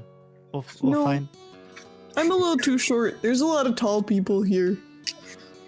Nari's just standing at like 5'5", like what? Yeah, there are still too much. There are tall people for you as well. There's a few like giant folk in here, so you ain't seeing over them. Maybe we should go. Maybe we should regroup. Just look for the beautiful dwarven woman, probably with a cask of ale on her shoulder. It's Okay. super specific. I'm gonna walk off into the That's my crowd and go wife. look for the door and go look for the dwarven woman. Thank you Nari's for just the gonna additional input. absentmindedly follow Krem because she doesn't really. She's just there. Yeah. Anybody who's looking, give me an instinct roll. Come on, give me hope. Yay! A 3 with hope. 20. 20 with hope. 20 I with got hope. hope. Okay. Fuck are you guys all rolling? 8 with fear. Okay. Get new dice. Oh my god. I rolled an 11 and a 7, and I get a +2. I'm sorry. When you say like you're looking around and you roll a fear, I'm just imagining. "Ah!" That's how you need to know. When you roll, you just gotta go yes or ah! So that I know. Okay. And yep. Now, are you rolling as well? Or are you looking? Or are you just leading through? Nope. Okay. She's just she's looking, but Got it. Nari's the babysitter of the little ones. Yes. Nari needs a babysitter. The Nari is squirrel the adult that needs an adult to your adult. Yeah, Crem critter. Crem is the babysitter. Let's be real here. Crem is the babysitter. So you guys do look through on a higher average for the success. You do start walking through, and you just see before you see her, you see the large cask of ale just being just like fireman carried. She probably actually has 2 on her hands if they're running this low because they're pretty busy. You just see like them just start like bounding past you, not nose, just like, kind of like weaving in between the people. Would you like some help with those? She just stops. I don't. Hi there. I don't think Do you think you could carry one of these? I can try. Oh, okay, 1 second. And she's gonna try to give me a strength roll. Oh no. At the same time, I'm gonna roll up and just No. hit their shins. 1 moment. I'm doing something. We lost some dice. One of my die just went flying. No. It's not a real game if you don't lose the die at some point. That is an 8 with hope. With hope. So you kind of like, you gotta, yeah, and she goes, nope, you ain't doing it. Nope, it ain't happening. I got them. You're good. Okay, how can I, yeah, how's that? Oh, nope, that's not you. Hi, how can I help you? Hello, a friend. Hello. You know something. I need additional input, please. Okay, The yes. Whitefire Arcanist. You know their Oh, yeah. location? Yes, yeah, I know where they are, yeah. Where? They're quite busy. What do you I do you don't need care them, about or- their busyness. Where are they? 1 moment. Let me drop these off, and I can come with me to the bar. 1 moment. We'll follow. we've- We're not allowed behind the bar. Just We've stop been- at the front of the bar. We were sent to deliver something to the Arcanist. Okay. You know what? I'll let you. Yeah, come back with me. I'll let you back. So now we can go behind bar? Yes, I am letting you come back to the bar. Yes. Rules change. Okay. She leads you back to the front. Could one of you? It's just easy. One of you get the. Never mind. Just knees the thing back up, climbs through. And, okay, Fosmeg. I got these up there. We should be good for a little bit. These 3 need some help with the Whitefire Arcanist. I'm gonna give him some directions. You good? And he's like, yeah. He's like in the middle of like giving out like 16 different beers to people. As this is happening, we're gonna cut back to our other group heading to the party. You find this large group of people. Like in like sections. You see these huge standing stone pillars that people seem to just be like ooh and ahhing over. You see what looks like almost like a pit, like a mosh pit type situation, but you can't really see into the center. People are just like, there's like a ruckus like going on. Is it a mosh pit? And then you see like a small little like craft fair. Going off on the side as well, as far away from the mosh pit as possible, but close enough that you're like, that's interesting. What a weird juxtaposition of a party and a craft fair. It's part of the party. Somebody like walks by and just goes, it's part of the party, and just keeps going. Different strokes for different folks. Yeah. Yeah, Bonnie's very excited. I want to go to a craft fair to rave. Are you kidding? Okay.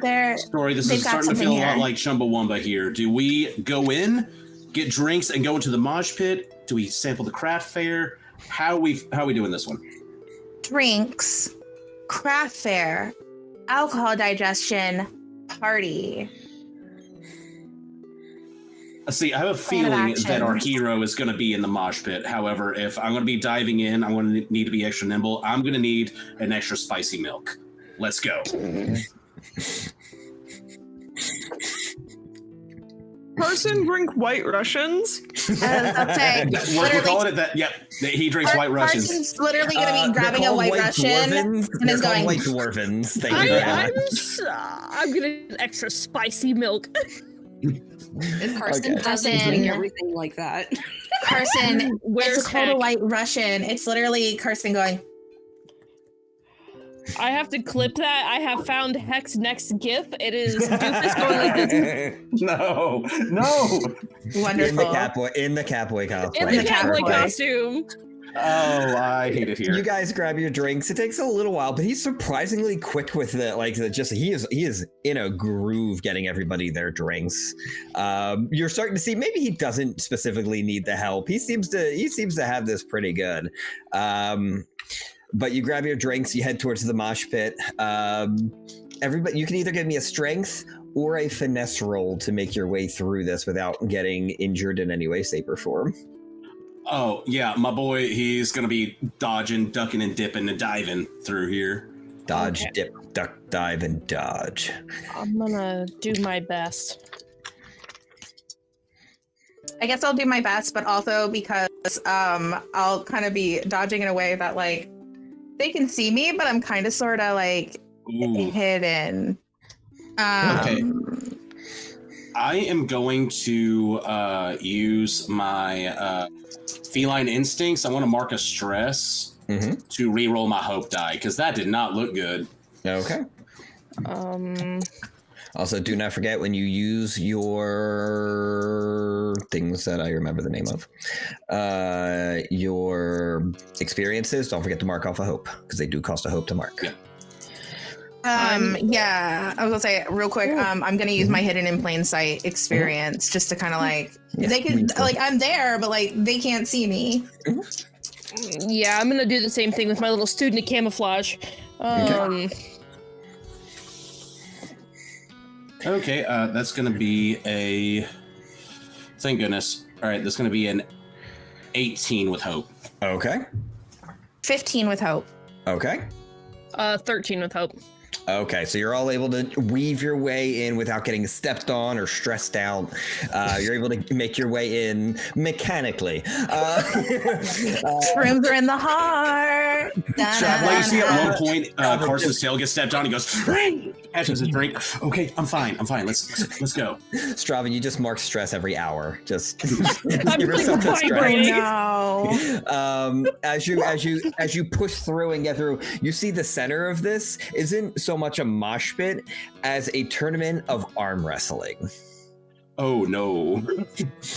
As you see just four tables of just like a bunch of people like and like people lined up to get in next. And there seems to be like a leaderboard up on one side, like carved into one of the stones.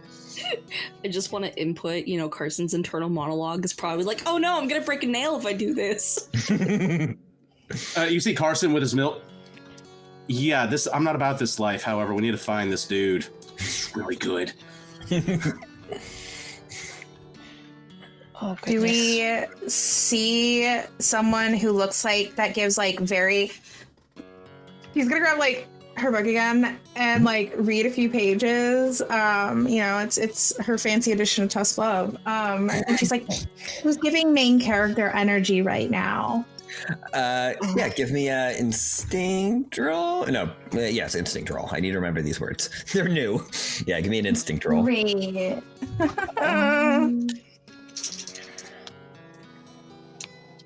And because I'm using my book, I'm going to utilize my Lore Keeper experience. Okay.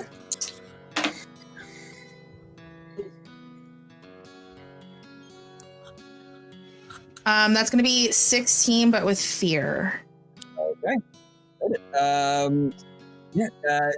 Less main character energy and more definitely looks as out of place as you guys. And you do a double take because you swear for a second. You see this small little diminutive robot man. You're like, and just even just for half a second, you're just like, Prime, nope, not Prime. And he's just kind of like looking at people, just like watching one of these arm wrestling and just like looking at them intently. Can I use my arcane sense and focus it on the little guy? He just seems like a clank. He just seems like a guy. So he's not magical?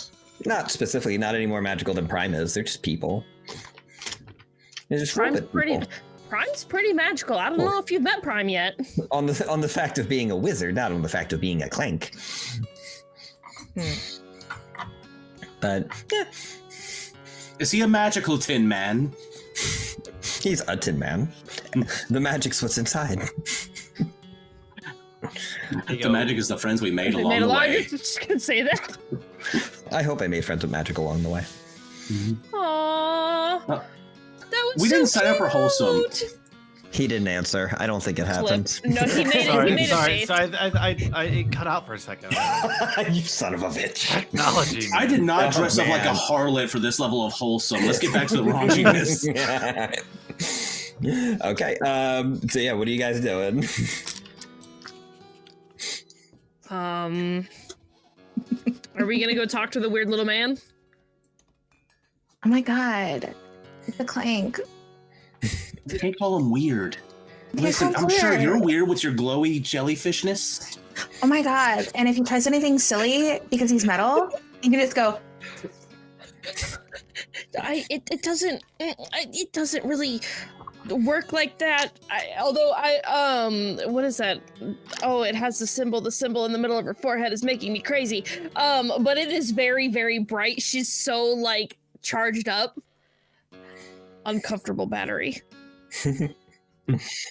I'm uncomfy. So as you get closer to this gentleman, as he seems to be a male presenting clank, can't really tell his age. He has a bunch of small scratches on his left metallic shoulder, but on that as well, you see there's this tiny little fox bat. It's like a little bat with a little fox head. And he just seems to be like doesn't even like seem to notice you guys at first. He's like staring intently at this arm wrestling match. Story's gonna lean over, the cap of her mushroom creating a shadow. Very quietly, she's gonna go, what are you looking at? Oh, hello. I'm inspecting this game of strength and trying to understand how it works. It's about the leverage and torque. And if you look in the crook of the arm of that man, seems to swell and tense more than this man's. And it appears that even though that this man's arm is larger, that this one seems to be able to use the muscles in that part of the arm more efficiently to potentially win. And as you do, you see the guy who he's just saying, yeah, he might be bigger, but he's still probably gonna lose, is just staring daggers at this little robot man. as Story's writing, like listening, be like, yeah, pulleys and levers, all you're gonna see is a dagger come up. He kind of like pulls back. Are you trying to stab me? Not you. That one staring menacingly at you. Oh, it's okay. It's okay. Don't stab anybody, please. Do you have a name? Yes, my name is Halithon Fifes. Oh, I'm sorry. Do you have a title? Have you earned a title around here? No, we don't do titles in Hush. Weak. Do you have a fun nickname? Halithon Fifes. Okay. Halithon Fives. Yeah, spell that for me. Story. Yep. Halython. Halithon. Okay, I spelled it with an E. Close enough with 5. Did you get the 5 because you're like the 5th version, or do you give like really good high fives? It kind of just like does this. Best high five you've ever gotten. I'm the 5th version. Oh. I'm You're not I there. know. I'm not there, but I'll give you a high five. I know. Wait, Internet high five. Doofus, there you go. Toe beans. You have to get your toe beans together. But yeah, A special perfect, high five appears on the other side of the bar. Perfect, like watch just like the a little hand. elbow. Yeah, perfect, like watch the elbow. Just perfect hinge. Boom. You know, if Yes. you give really good like high fives, you do great down there. It's all about that leverage. Yes, unfortunately, the mechanics in my body do not make for being well versed in the strength arts. Huh. If you think about it, arm wrestling is just a high five with attitude, and for a prolonged period of time. That's If you believe in yourself, I think you could do this. I would rather not, but I appreciate your thought. I've never seen you before. Are you new in town? Are you visiting? Are you here for the festival? We're passing through. We're looking for kind of a local celebrity here. The White Flame Arcanist sound familiar to you? Oh, yes. She's a friend of mine. And almost like in sync, both of the parties are being told, yeah, she lives in a large tree right on the outside of town. You'll be able to tell there will be a large kind of urn with a large white flame burning out of it. Oh. Oh, that makes sense. So it was literal. Yeah. So I have a great idea. He downs his dwarven or white dwarven. We get more drinks and we meet up with the rest of the party. Let them know. At that exact moment, you guys are also being told by Lausa. Yeah, she lives on the outside of town. There's a large, kind of like a spiral tower, kind of like a tree. You'll see a big urn, big white flame. Usually denotes where she's staying. She doesn't stay in the same place all the time, so make sure you find the one with the flame. I was right. Cool. Yeah, It you is were on right. fire. Good job. Thank you for your input. No problem. Do we know what party the others were going to? Oh, it's probably behind the bar. There's a bit of the First Moss Festival's going on back there, so they're probably back there. Everything is behind the bar. Like outside behind the bar, not where we are behind the bar. It's a circular bar. It gets confusing. And there's not like a lot of different parties going on in town, such that we would end up at the wrong one. No, that's usually like the central one. If anybody's going, it'll be that one. Like some people are having small, like personal ones. If your friends showed up at those, it might be frowned upon. So I hope they didn't. But if they're just at a general party, it's probably that one. Okay. We should go to this party and meet up with them. Yeah, I gotta go fix a table. Thank you for your input. No problem. Have a thank you wonderful for your day. help. And happy First Moss. Happy First Moss. All right, let's go to a party. Happy Goodbye. Let's go, Krem. Let's go. Oh, Krem. Yeah? You sound like friend. I sound like friend. Krem, friend. Very close. Oh yeah. As you Anyway. guys begin, they come in, you guys meet up just like at the bar, once again in front of the bartender, just up. Oh, hi. He's like, the fuck? These newbies. Can I get a Long Island iced tea, please? Of course. Makes it like expertly like flips around his head. There you go. More like a Frog Island iced tea. Anyways. Story, what were you drinking tonight? I haven't decided. Too many choices. I know you still like 7 and 7s.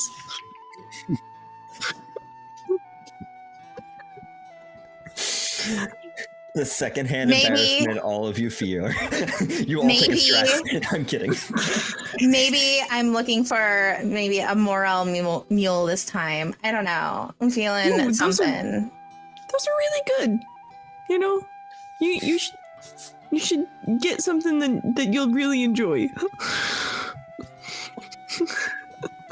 You see, Prime, this is what us biologicals call cringe. If you look closely, you can feel it.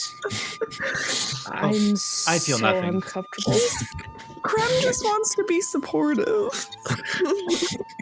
Nari's just gonna like take a step back into the corner of this round trunk and just Twitter, what the fuck is going on?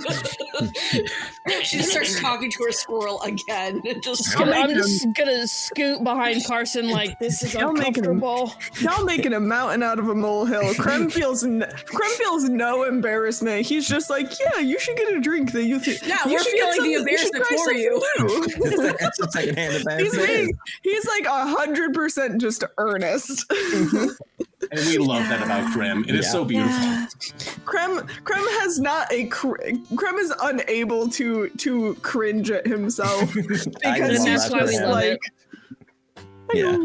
Well, I guess I'm gonna break the tension. So, White Flame Dude lives outside at a tree. Oh yeah, and there's like a thing out, and there's a thing outside her house it's all on fire. An urn. Yeah. Oh, y'all were at the arm wrestling match? No, we found the information at the bar. Actually, Prime found the person to talk to. Oh, I found the yeah. input. Oh, buddy, yeah, you only find that at a bar. So God. Prime, there's another one of you here. You want to meet him? His name's Halcyon Fives. He's like the 5th edition. Solid high fives. You met someone like him? He's learning, like you. You I guys like friends. Come on. She's like gonna grab you by the arm and like just start pulling you. Did you get your drink? Yeah. It's just suddenly there. It goes out on the bar. Cartoon rules. Carson grabs it and tosses it. Yeet! Toon Force. You Oh have my your God. drink. Yeah, you guys show up. The two clanks kind of just two small clanks. They look different, but just the stature and just like they have some similar kind of what you guys would call like biology, but like mechanics to them. It's similar, not exactly so, but you can see why like Prime, it's starting to understand why you heard that guy's name, this person's name a couple times. You're like, well, this one looks a little bit like me. Yes. What's her designation? Halithon Fives, and yours? Why learn? Why learn? I learn. Oh, I learn. Oh. Hello, I learn. I enjoy learning as well. Would you like to partake in learning of this sport? No, that's not my designation. Oh, understood. What is your designation? Are you familiar with normal speak? I am not fluent, but we can try if that is more acceptable for you. Would be more acceptable. Understood. Do you have name? The people here call me Hal. I think to shorten the long part of my name. Yes.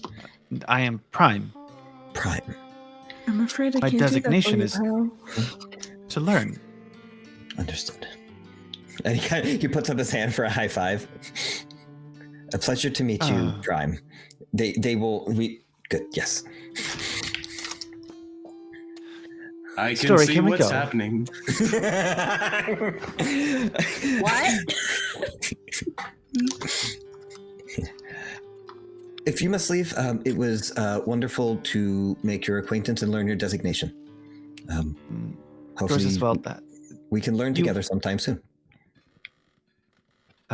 Yes, that would be good.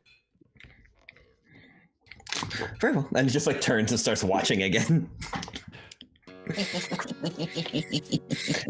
Thank you, Story. That was very enlightening. Story starts writing fan fiction.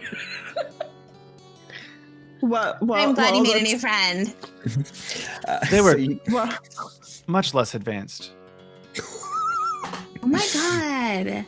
Did he just He's call him a different than basic you. bitch? Prime, Oh my god, I don't. enemies to lovers. I'm here for this. Oh goodness, Prime. I don't know if you can say that about others. Well, he did not know colloquialisms, which are very important to your normal speak. I believe it's called "you're being rude."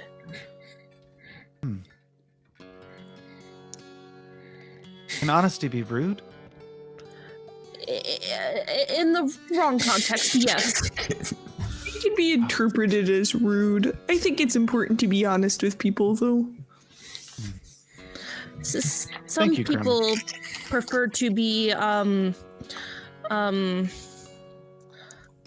coddled and not told truth.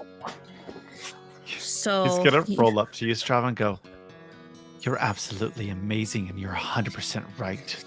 Oh. Thank you for your input." Oh no! Strava immediately is like, oh. As that interaction breaks the whole party. I would like I should sidle up to Carson for a moment and just like look up at the Catman and be like, so story's pretty cool. Oh my god, go to break. Go to break. At that point, we're going to break. Go to break. Go to break. We'll be back in 15. He's trying 10. Well, we usually do 10. 10. Sorry, we'll be back in 10. Crem's trying to be a good wingman. You're so cute. Good to see you, Buddy. Mason. We'll be back in a bit. See you Love you soon. guys. And welcome back, everybody. Hope you had a good little break. What? Let's get right back into this. As we set off, there were zero tension, and we are going to go find the Whitefire Arcanist. You were informed that they live in a tree outside town that has an urn with white fire on it. You were kind of, as they were talking, they kind of directed you towards the south end of town. As I bring up my notes back up, there we go. So as you head south through the farmlands, you do see kind of like almost hanging from one of the huge Sablewood trees are these 4 like little homes, just like almost like hanging off of like one of the huge branches. And on one of those, or on each of them, are these large urns hanging from below it. And on the southwestern one, you do see a white flame billowing from it. You do feel, as you enter this little square of these Sablewood homes, Strava, you would feel it particularly like this hum of magical energy. Almost feels protective. You also notice that all the trees in this area have little faces carved into them. I'm not Krem. I don't speak to the trees. Two things. All these urns, are there like, I don't know, ashes? You don't know. They're like way above you. They're like dozens of yards, feet above you. Yeah, like, you enter. Are there dead things in it? Can I feel those being a fungus? There's probably ashes in them, yeah. Uh-huh. Cool. So he's gonna settle it. Krem's like, maybe you should speak to the trees. Okay, I can. Yeah, I'll talk to the. Let me. Yeah. I would like to. I like to speak to the trees. Be like, hey, I think we're a little lost. If you could point us in the direction of the White Flame Arcanist's house. We're trying to find a little urn with some white flame in it. A little house next to it. Yep. You see like one of the faces kind of turn towards the southeastern house with the white flame burning from the urn. Oh, wow. Cool. I think anybody got any questions for the trees? Where did the faces come from? Oh, why do you guys have faces? You hear in your head, they were carved. Ah, pretty. So the faces were carved. Do you know who carved them? The Arcanist. Oh, the Arcanist carved them. The Academy is going to need to know about this. This is some neat. This is some really cool, naturalist art. I can appreciate that. Nari. Chitter starts squeaking on my shoulder and be like, "You really want me to ask that? Squeak. All right. Chitter would like to know if you have any nuts that he can have." Do you? Can you speak to the trees? You're asking Krem to translate. I'm asking Okay. Krem to translate. I'll translate. Okay, that's fine. You see like a few acorns just like about 5 acorns fall on the ground. Yeah, you know the scene from Frozen 2 where the lizard just like jumps off the rock, like, ah! That's just Chitter off my shoulder, just. Yes, Strava. When you say this magic feels protective, is it like actual protection magic, or do I feel like if I get too close, I'm going to be the one who's hurting? Actual protection magic. Okay. Like this whole area, like you're already inside this protection magic. Oh, okay. On it. Arson's kind of feel at his ear that's clipped. Did you choose to be marked?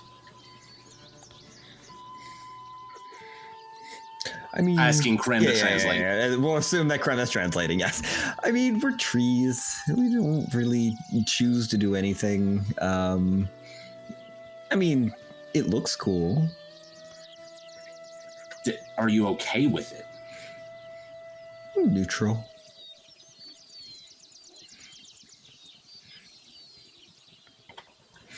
I'm gonna lean over towards Krem's like, we need a change of subject before I may or may not like scratch up our host. Thank you for the directions. We're gonna just keep on going unless anybody else has more questions. Did he tell you where the Arcanist is? Yep, right up there. And I point at the urn with the white flame in it. Yep, that way. Okay, no questions. That's all we need. Have a good rest of your day. And I'm just gonna keep on walking. I wish I had your optimism, my friend, and I'm gonna follow behind. Okay. Why would they put faces on trees?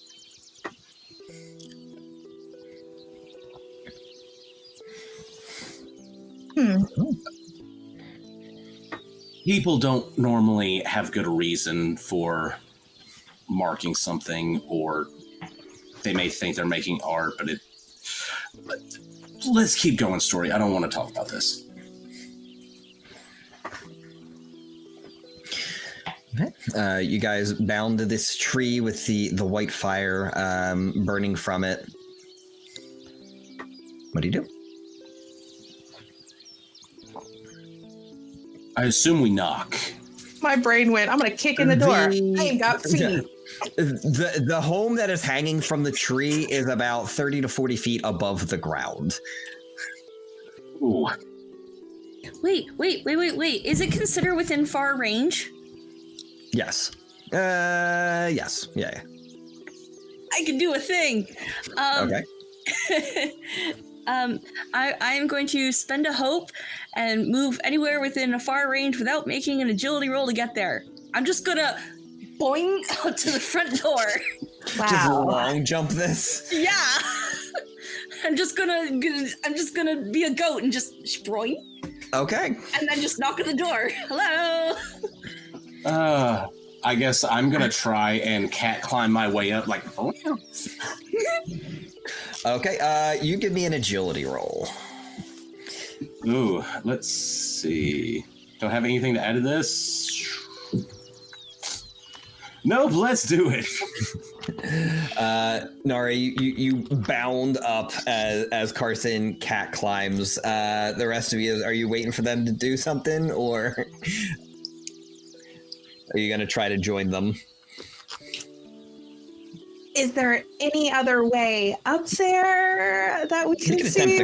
You can attempt to climb. Like there's again, there's faces carved in, so you could kind of try to use them as handholds. You can, it's kind of like a knotted tree. You can try to climb it. That feels so rude. So it's not really different feel because Krem can speak to the trees. This entire thing has such a different feel. Damn, I wish I was a higher level so I could have another thing of an experience, because I'm sitting here going, wow, fungus, mushrooms can climb trees. But it would probably look really weird if I did that little.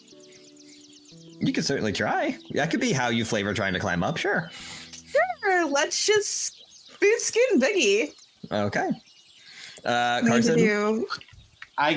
Good news is it's with hope. The bad news is it's a 5. Okay. As you start climbing up, one of the limbs, not one of the ones that are holding the house, but one of the limbs just kind of wrap around your waist, gently place you down, pat you on the head, and go back to where it started. Is it gonna be? Is that finesse or is that agility? Agility, please. Okay. Yes, Robbie. Did the cat boy not like the head pats? This feels oddly discriminatory, and I don't like it. Oh. Can I fly? Yeah, you can fly. You still have your wings out, right? Yeah, I haven't hit fear yet. Okay. You said a 5 for your story? No, it's a 14 with fear. Do I scare everyone? So you do kind of you're able to kind of shimmy your way up. You do kind of get your leg stuck in one of the knots, and like as it's happening, like one of the branches starts to like come in for you, but you're able to get it out and jump over, and it kind of backs off afterwards. You are going to take a stress, but you are able to do it. Great. I would like to, upon seeing the trees lift up the cat boy, I'm gonna be like, "Hey, trees, would you be able to give me and my friends a little bit of help and maybe lift us up there? You know, a lot of us are pretty small." I am 5 foot. You don't understand when they're speaking to trees. They say, It just sounds like a breeze. yeah. That are like trees moving really cool, like thunky and whatnot. Give me Yeah, a, it's give me that. a presence roll, but Oh you can roll no! it at you can roll it at advantage because Thank God. it's the trees and you speak for the trees. I sure do, and I sure do have a -1 to presence. Come on. Okay. 13. So it's a 16 with hope. Okay. Yeah, it'll lift you both up. Well, I think Like, he Place starts you off on trying to it. grab Carson, and he's like dodging out of the way like a cat that doesn't want to be pet. He's like, Another limb comes up and just grabs you from behind. And hell once again, it places no you down. Places you down. Boop, boop. It you on the head. And goes Thanks, back Reeb. to its tree ways. really appreciate it. It just waves its one limb. I've never rooted for a chainsaw so much in my life. Yep. Let's go. You just hear him. Hello? Hello, delivery. No, like, am I like up there? Hi. Oh, We're here to deliver something. Who is the package? I got everybody. Yeah. Who's It's still in the carriage, as far as I know. It's down there. Oh. Did somebody bring it up? No, we would have taken it with us. Okay, 110%, I guarantee you. Man, I got tucked into my little bag. Okay. I remembered to bring it. I'm not leaving it behind. I ain't making 2 trips. She goes, Does "One Crumb seem moment." like a 2-trip kind of guy? Nah, he uses his little froggy hands and he carries all them grocery bags at once. With his -1 strength. Yeah.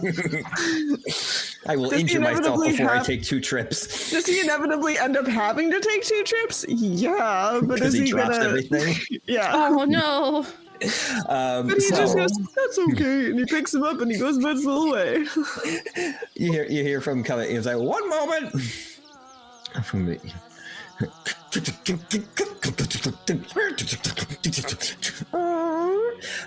As the door opens, you see this I thought I was 7-foot paranoid. tall mix of humanoid and firefly. The Arcanist is a fairy that moves in a combination of slow and like jerky movements, almost like her body like jerks a little bit, but she's slow for the most part.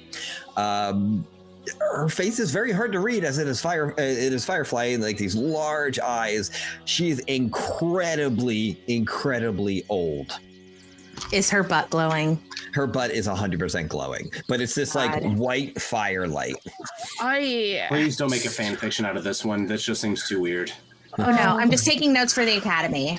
Are you the Gotcha. group sent from the capital? Oh, you're rather late. Come on, come in. Well, you're very difficult to find. Yeah, timeline. I was told you'd be here a couple hours ago. I was just expecting you. I put tea on, but it might be cold now. Would you like some cold tea, or I can reheat it for you? I like. You have I milk can for the heat tea? it. I can heat it. I can heat it. Oh, Sure, yeah. Sorry, if I you got would- really excited. If you would like to heat the tea, you're more than welcome. I'm actually gonna take like the little. I'm gonna use my little stunning aura actually, and kind of channel the electricity that's in the air, and I'm gonna like use it to superheat under the teacups real fast. Okay. Yeah. You start feeling you feel the tea start to bubble just a little bit on that perfect tea temperature. As you guys enter her home, the treehouse is surprisingly spacious. It's not bigger on the inside, but it seems to be using all of its size to its advantage. The main room is definitely strewn about with potion bottles, spell books. There's runes. There's plants all over. There's like little critters moving around all over. But it's definitely not messy. Like, it is an organized mess, as anybody with ADD can confirm exists. But you're pretty sure that if you touched anything and anything was moved even like a fraction, she'd notice. Like, everything seems very much, there's a lot of it and it's all over, but it is right where it's supposed to be. I go directly to the tea set and I pour an entire cup of milk with a few drops of tea and just curl up on the side of what I'm assuming there's kind of a sofa. I'm curling up on the corner, not sitting in a seat, just... Yeah. It's almost like, it's more like a love seat, but yeah, you got it. Like, it's a small little couch area. Yeah, sitting on the arm. Yeah. Oh yeah, come in. Well, thank you. Do you have the package? Yep. I'm pulling out a little thing and I hand him the package. Oh, thank you. And she kind of she whispers something into two fingers, and like the tips of it almost glow that white firefly light, and she touches it on the lock, and the lock undoes itself. And inside the package, there lies this massive stone with a lion's face carved into it. Is anybody from... You can make a decision now if you want. Who is from the capital? I would definitely... So I am from a big city based on my background. You would be, Yeah, I would totally be this person. Okay. Carson, you recognize this as the keystone of the capital city's gate's main archway. Much like that large stone that you saw as you entered Hush kind of gave this pop and you were in like a different, like almost like a protective area. This does that for the city at the main gate. Oh. Couldn't that be at the city? As you say that, the Arcanist nods, almost like a great, like seeing the question coming before you say it, and she goes, "Yeah, I understand why they would keep this delivery secret. If anybody in your city knew about this, that they knew it was no longer warded, you'd be conquered before sunrise." She starts to like she kind of like touches the ceiling of her house, and it starts to like lower slowly. She goes, "Okay, so it looks like this was brought here because it's lost its charge, its juice a little bit. We're gonna have to travel to the Open Vale and reinstate this ward. Now I can do it. But it's going to take all of my concentration, and it's going to attract a lot of dangerous creatures from the darkest places of the Sablewood. I'm going to need you to protect me. These old bones can't do what they used to. I guess I'm a bug person. I don't have bones. Whatever bugs have. Exoskeletons? Exoskeleton can't protect me like it used to. Thank you. I'm not an insectologist. Etymologist? Yeah, we can help you out with that. We can. I have just the book to help you get familiar with yourself. Perfect.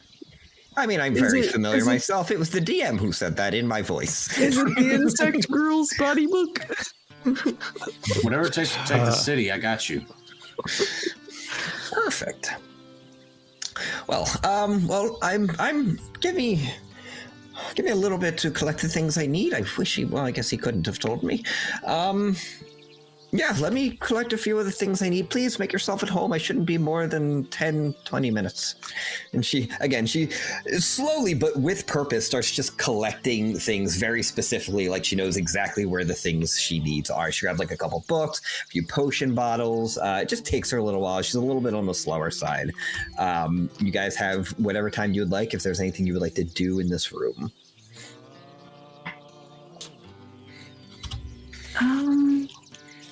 You're also more than welcome to just wait for her patiently. That's fine.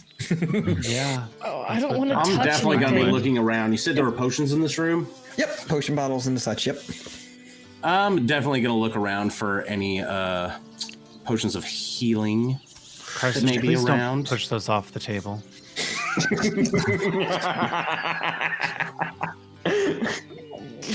Oh, don't worry, buddy. God, if there was I ever know- a time I know I wish it's there a were value. saving throws. Okay, yeah, give me an instinct check on that. Nari. Did you forget my name for a I second almost there? said Whimper 3 times, and I had to look. I was like, Nari. I thought you turned Australian. I think went Nari. Nar. Nori. Nar. Nar. Nar. That kills people, Cleo, Nari. Anyways, I hate it here. you said there was other like critters and stuff kind of like roaming around. Are there Well, like- squirrels? Yeah, there's a couple squirrels. Cool. I want to go over to the squirrels and I'm just gonna start talking with them, and Chitter's gonna like start talking with them, and we're just gonna have like a jamboree.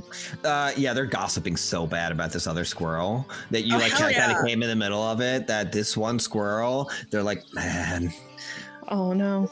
And he just keeps like storing these nuts in the worst places. They're gonna get What? stolen by woodpeckers so easy. We Oh my keep telling them, but they're not listening. It's just they won't listen, and they just start like gossiping about Everyone the knows person. that the best spot to bury your nuts is right at like the bottom of a tree. Exactly. See, even if you're not even a squirrel and you know that. I have a squirrel. Chitter is my best friend. I get it. Yeah, I don't know. He was complaining that like he buried him under a tree one time, and then like some like huge thing with horns stole it, and it was just like, I think he's full of it. Well, I hope you don't mean like me. I have horns, but like. Dude, you're not a huge thing. You're just like a thing. You're just like a regular. Like we know we're small. Like we see other things. Yeah, He said it was like some huge thing. I don't know. He likes to tell tall tales. Ooh. Nari wants to start asking the other squirrels and be like, so the firefly lady, Uh-huh. what's she like? Is she okay? Is she good to you? Do you guys need like a safe place out of here? Like, are you guys okay? Are you getting enough nuts? Yeah, I mean, we're pretty self-sufficient. She's pretty cool. It's just kind of warmer in here. It's getting a little colder outside, so it's warmer in here. So we like to hang in here during like the colder seasons before we go sleep for like a lot of months for some reason. So we'll just like hang out here while we start gathering Okay. nuts. It's like a little break area. She's fine. She leaves us alone for the most part. I just, I again, Chitter's my best friend. I get squirrel things. I just want to make sure that you're Yeah. all okay. And No, she's just got weird taste in art. She likes to draw on like the trees, which is weird. Oh. It's just weird. like the faces outside. Yeah, yeah. Oh, Yeah. that's a little unnerving. Yeah, it's just a little weird. We don't like to put our nuts in her trees because of the faces. I mean, I face can is just- I can yeah. see why. The faces on the trunks are they're a Yeah. little. Well, see, Jerry, the guy who's going to get them stolen by woodpecker, says he's going to do it because he thinks the faces are going to scare the birds. But birds don't know faces; they're just going to go steal the nuts anyway. He doesn't get it. No, you know what? Some squirrels, their brains are smaller than others. Yeah. He's got acorns for brains, you know what I mean? I do. I get it. At this I point, hate she and has love this finished- conversation at the same time. This is the rest of the session. I can just talk squirrel for the rest of the session. Just to watch Bonnie's reaction. There is no limit. The limit does Audience, not if you've exist. learned anything from this game, I hope you've learned. Be careful where you store your nuts. Thank you. Remember to Lucy. store your nuts at the base. At the of a base. tree. So at the Winter, I'll climb your tree. At the end of this conversation. At the end of this conversation, Yes! the Whitefire Arcanist has been able to collect all her materials. She sees you. Oh, I don't want to interrupt that conversation. It seems very in-depth and important. I was able to acquire everything I need. If there's anything you would all, are you all ready? I think we're pretty ready. Unless anybody has any other last minute things they want to do, I think we're ready to get going.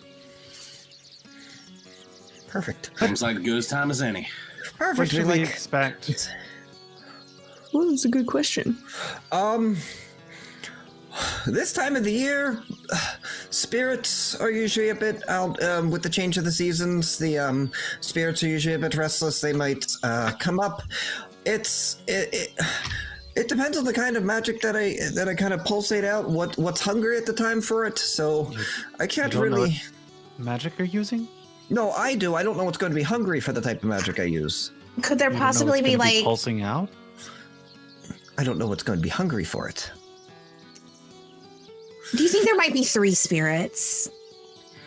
I would expect more than 3. One Okay. of past, one of present, one of future. You know, We don't go into that time stuff here. We're very much in the present. I guess the spirits are just from the past, but they double-checking. live in the present. Yes. which could be our future. Oh my god. Anyways, I'm gonna need some more white dwarvens before I try and understand the situation. I say we just jump to it. I'm with Carson on this one. I think let's just dive right in, head first. We got this, guys. I am unwell. Okay. So, on direction of the Arcanist, you guys pull the carriage into this mysterious clearing in the shape of a perfect circle. It's the only area of the Sablewood that you've seen without trees to block out the sky. You have entered the open vale. She kind of starts getting out and just starts like talking like any old person who has this place that they have stories of. She just starts saying, "Oh, the open vale. It's I just went Irish with it. I don't know why. The open vale is a place we have a connection with strong ritual magic. This is actually where I first forged the pillars that you saw outside town. This is where I did it. It's actually where I got this," and she shows the end. There's just like this long scar going along, like up into her thorax. She goes, "We shouldn't stay longer than we have to. The Forgotten Gods aren't exactly happy when we tap into this. But I mean, whenever you're ready, I'll start setting up. It'll probably take, now that we're here, about an hour. So feel free to rest up, and I'll tell you when you're ready, because you're going to have to be on your toes. It'll happen very quick." have you thought about like asking them like if you could borrow power instead of just like taking it? Maybe they'd feel Forgotten- better about that. The Forgotten Gods? Yeah. Nobody can communicate with them anymore. That's why they're forgotten. Then how are they coming and sending things? And it's like they're gonna be mad if you don't know about them. Oh, you'll see. Are they really forgotten though if you remember them? Exactly. It's Hold on, kind are we of- just gonna ignore the fact that you just said we'll find out? This seems to be the more present issue. Carson, We're always in a state of we'll find out. you've been around me and Story enough, I think, that you know that magic is just happens. Mhm. Although Other- I do think that people don't like to be tapped at random. Rude. We're all kind of always constantly in a state of about to find out something new. That's the spice of life, is learning new things all the time. And But I know we're I'd like always to kind reach of the fuck around first. I was gonna say, I think that's a fuck around and find out. we're all constantly in a state of about to find out.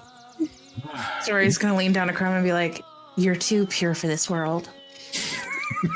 Buddy, You are the foundation of the purity of this group, and we love you for it.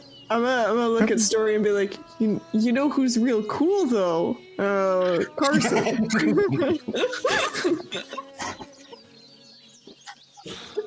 And she's gonna just meander away. We're gonna have if you don't mind, I'd like to have a quick talk with you just over here. It's gonna take an hour. It's called ceremony. You're gonna get the birds and the bees all over again.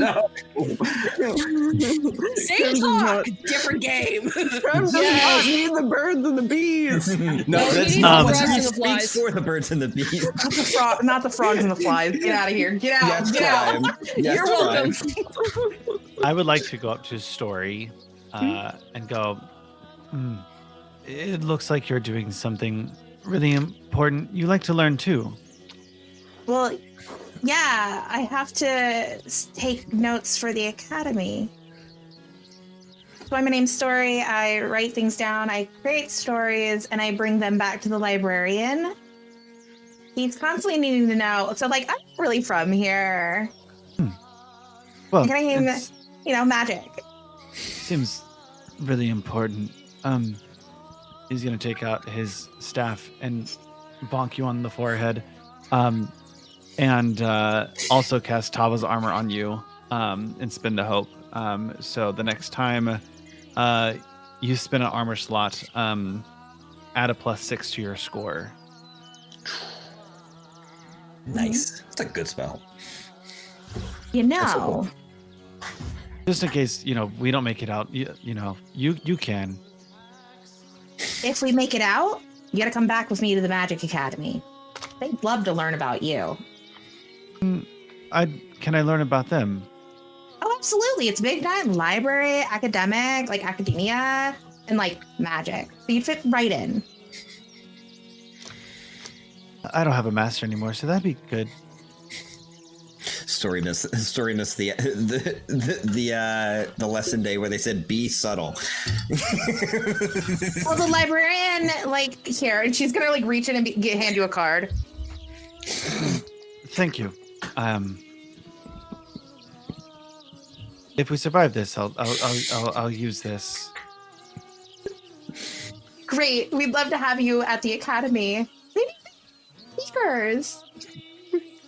There's a little voice in the back of your head that's like, hell yeah, bruh.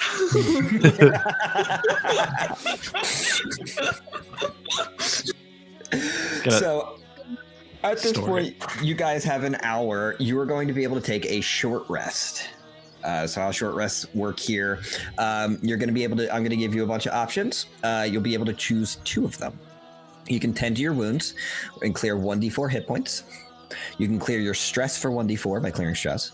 You can repair armor and clear 2 marked armor slots, or you can prepare yourself and gain a hope. We can only do 1? You can pick 2. Oh, okay. Pick 2. No, everybody can pick 2.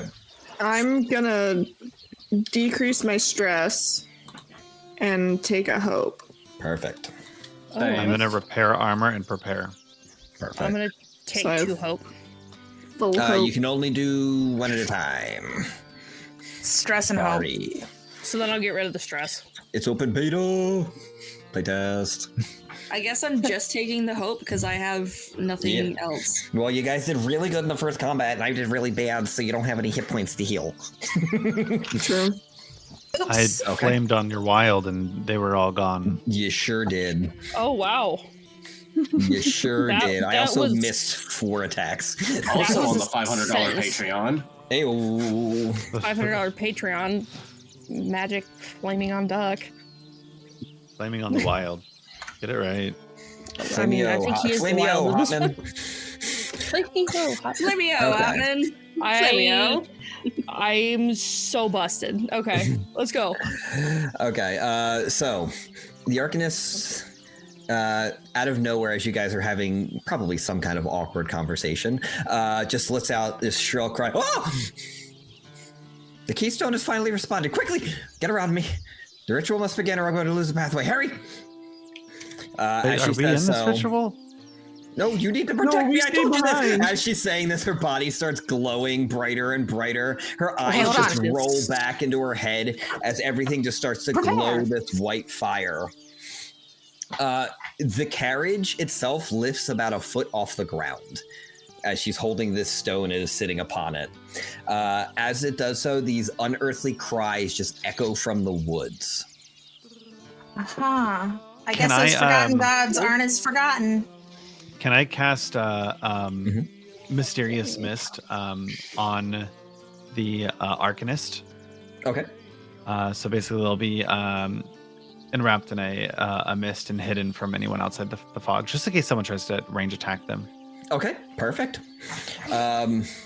You also feel a rumble as 4 ancient skeletons, I will get you in a second, Nari, as 4 ancient skeletons emerge from the ground, Nari, with rusted swords in their hands that were disturbed by the forces of magic being used.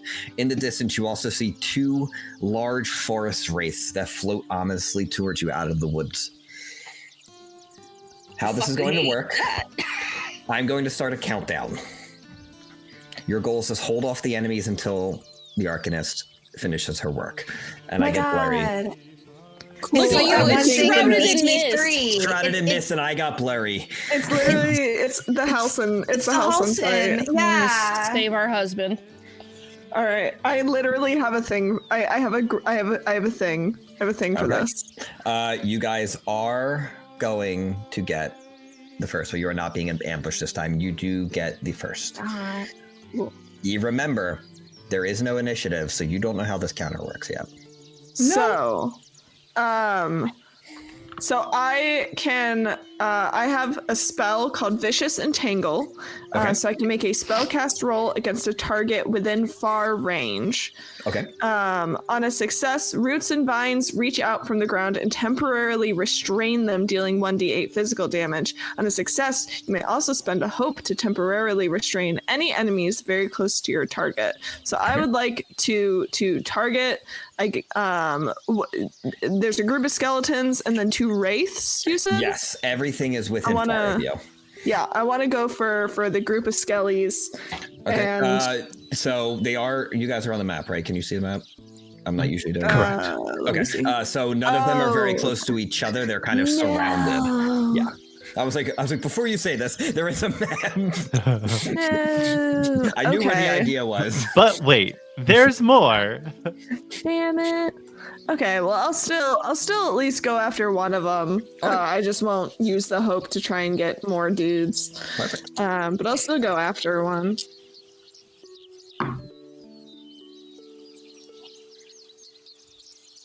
Okay, that's well, I rolled with hope, so that's nice. Not my hope is full though, so it doesn't matter. Why you used it?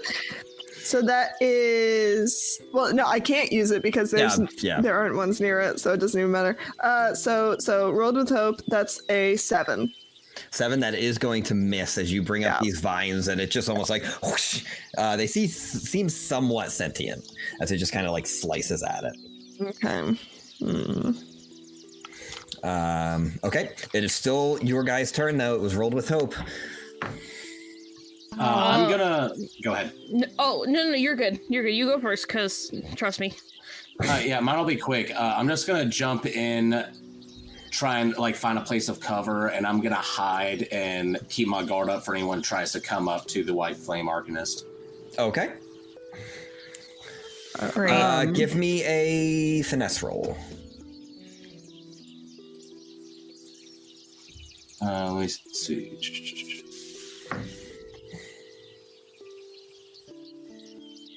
I have something to add on this. Yes, Carson does, I think. When you move to a location where no enemy can see, well, I guess I can be seen right now. Yeah. You can try to do a hide to become hidden. Oh, but I get advantage. I get advantage. That's what I'm forgetting. Yes.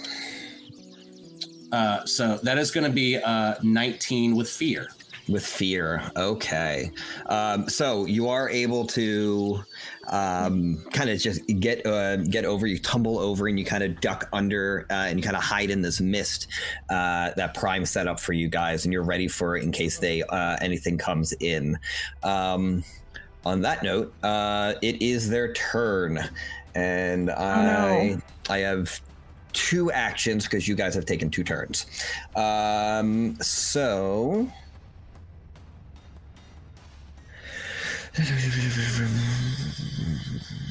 Okay, so these wraiths are going to come in a little bit, from far range to close range.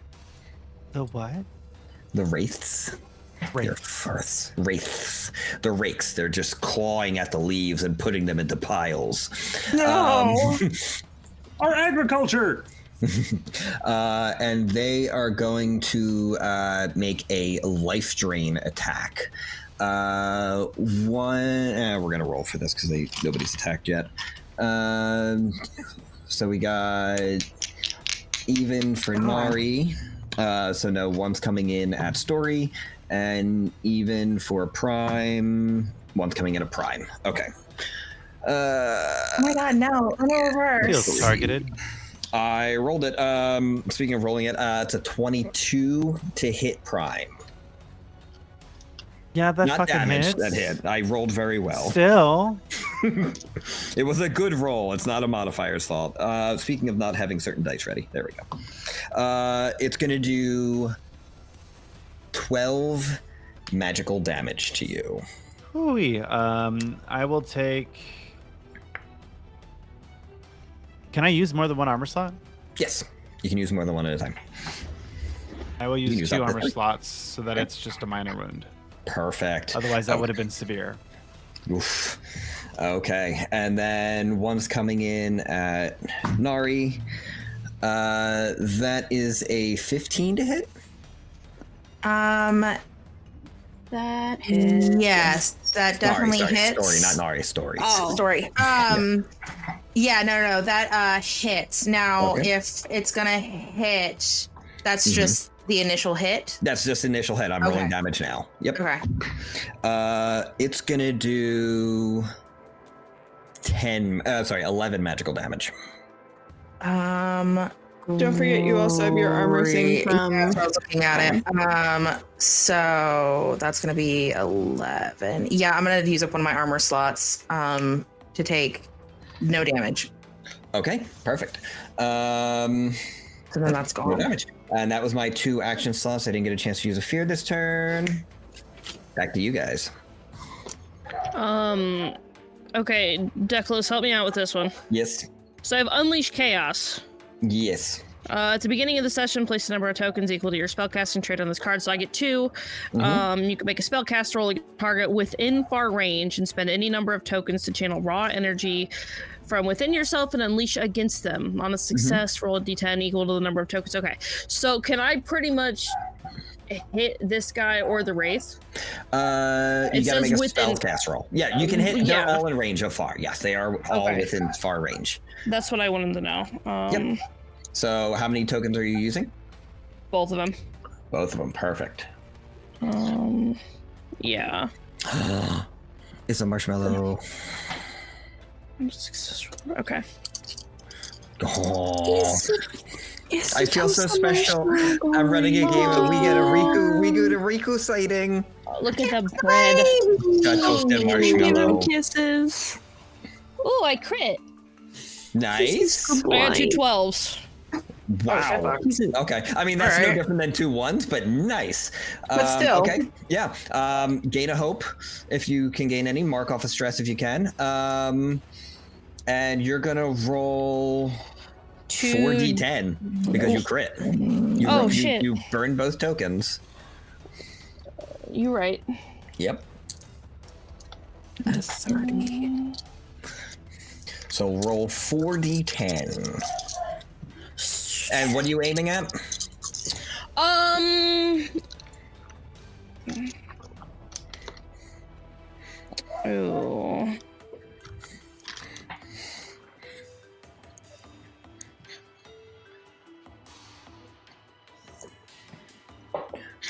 This thingy. This. Bottom left skelly. Got it. Yeah. Okay. 3, 7, 17, 25. 25 damage on bottom left skelly boy. That is a major wound, and he crumbles to the ground. Done. Damage? Jesus. Okay, great. They crit. Yeah. They crit. Yeah. As that happens, Dory's gonna look at one of those skeletons. Mhm. Like, what is it? This one over closest to her. Is just gonna look at it. You're supposed to stay dead. And she's gonna do Arcane Barrage. I'm gonna spend 2 hope to do this one. Okay. And essentially that does, I can spend any number of hope to shoot magical projectiles and automatically strike an enemy within close range. And I did check that they're within that 10 to 30. And then I roll roll an amount of D6 equal to the hope I spent and deal that much magic damage. So I get to roll 2 D6s. Okay. 6, 5. That is a 11 magic damage at this thing, Okay. and it's an auto hit. Perfect. It was a point to which one it was one more time. I'm sorry. Oh shit! This This one. one, the one closest to me. Got it. Okay. This guy. Yep. Okay. Perfect. And how much? Okay. So how much damage is that? 11. 11. And just Bam. Again, you hit it and it explodes. great. I'm about to be the main character of my story. Let's get them all. Okay. I'm going to spend a fear No. to see if we know how Foundry works. 2 more skeletons pop up. And I add 2 to the action tracker. I add 2 tokens to the action tracker. No. That is a fear used for me. It is still your turn, though. This is duck all over again. I cast mass cure wounds. Counterspell. This is a level 1 intro thing, and it's just the mechanics. I am not being evil. Who hasn't gotten to go yet? Because okay. Yeah. Alright, why don't you? How far can it doesn't say how far a short bow can. Oh, agility far. Could I, in theory, hit the other wraith? Yep. They're within far now. Actually, they started in far. They're within close now. Yeah. Cool. I'm going to use my short bow. Okay. But I'm going to spend a hope to use Ranger's Focus. Okay. So spend hope, make attack with your weapon. On a success, you temporarily have focus on the target, along with doing damage from the attack. While focused, you precisely know what direction they're in. All damage rolls you make against them add 1d6. On a missed attack you make against them, you may end Ranger's Focus to re-roll your duality dice and take the new result. Nice. Yeah. Okay. Yeah, roll your attack. Do you have to hit for that to go off, or does it go off just to start with? Just so I know, just in case you miss Ranger's Focus when you make an attack. So it happens as you make the attack. I wasn't sure if you had to hit first, so you're good. Okay. Yeah, I didn't know. Okay. Yeah. Verbiage is important in new games. I rolled a 17. I guess plus 2 agility. Yep, So 19 with fear. Okay. That's gonna hit. So roll your damage. So I roll 1d8 for my damage and then plus 1d6 for the Ranger's Focus. Exactly. Sweetness. That's 7 damage. Total. 7 damage. Okay. It goes through. It almost seems to somewhat incorporeal as it almost like phases through it. It definitely hits and does like, and almost like it like reacts, almost like wiggles a little bit, but it doesn't seem to do as much damage as you were expecting. but it does take a little bit of damage. Seeing that, Story's gonna like really try to focus on that and think back to potentially some of the things she might have heard from the academy in terms of other seekers going out using her lore keeper feature, to see like, is it like, would melee work or would magic work better against this thing that's You raised? can certainly try to figure that out when it's your turn. Great. They rolled with fear. It is now my turn. That's right. Ew. Sorry. This is the fun part because I have so many tokens because I added 2 tokens to the turn. I'm going to use the token. I'm going to activate these 2 as a group. And I'm going to use a token and activate these 2 as a group. They are both going to roll for attacks. How about no? No, thank you. How about yes? No, don't kill my No, we're gonna do this robot friend. It's what going to if- be a 10 on Prime. Hits. Okay, and it's going to be a fuck on Nari as I rolled a nat 1. No, thank you. I do not wish to be boned by the And- bone man. I have nat 1. I have a nat 1 check dice. I was about to go like, no, counterspell, Rickroll. Literally about to say that, and then you're like, no. Okay.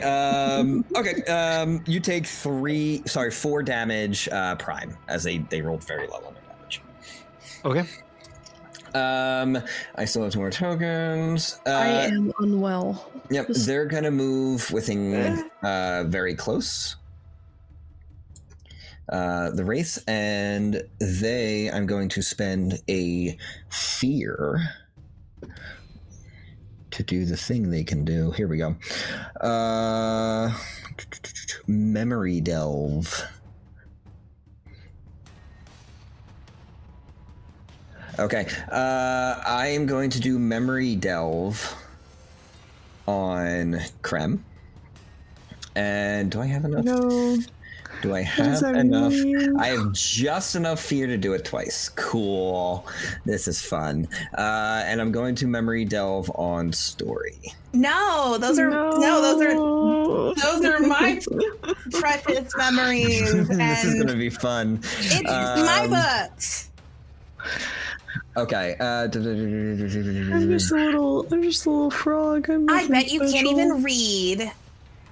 Okay, so these things just come up and just like put their face in like these like spectral claws, just like weed into your temples. Oh boy. Good thing I don't really have a brain. Krem, I want you to describe a terrifying moment from your childhood. Oh. One time, when Krem, he just graduated from being a tadpole. He just left the pond, and he was so excited to like finally get out to leave the pond, to get out into the woods and to explore. And you know, he's just a real little guy.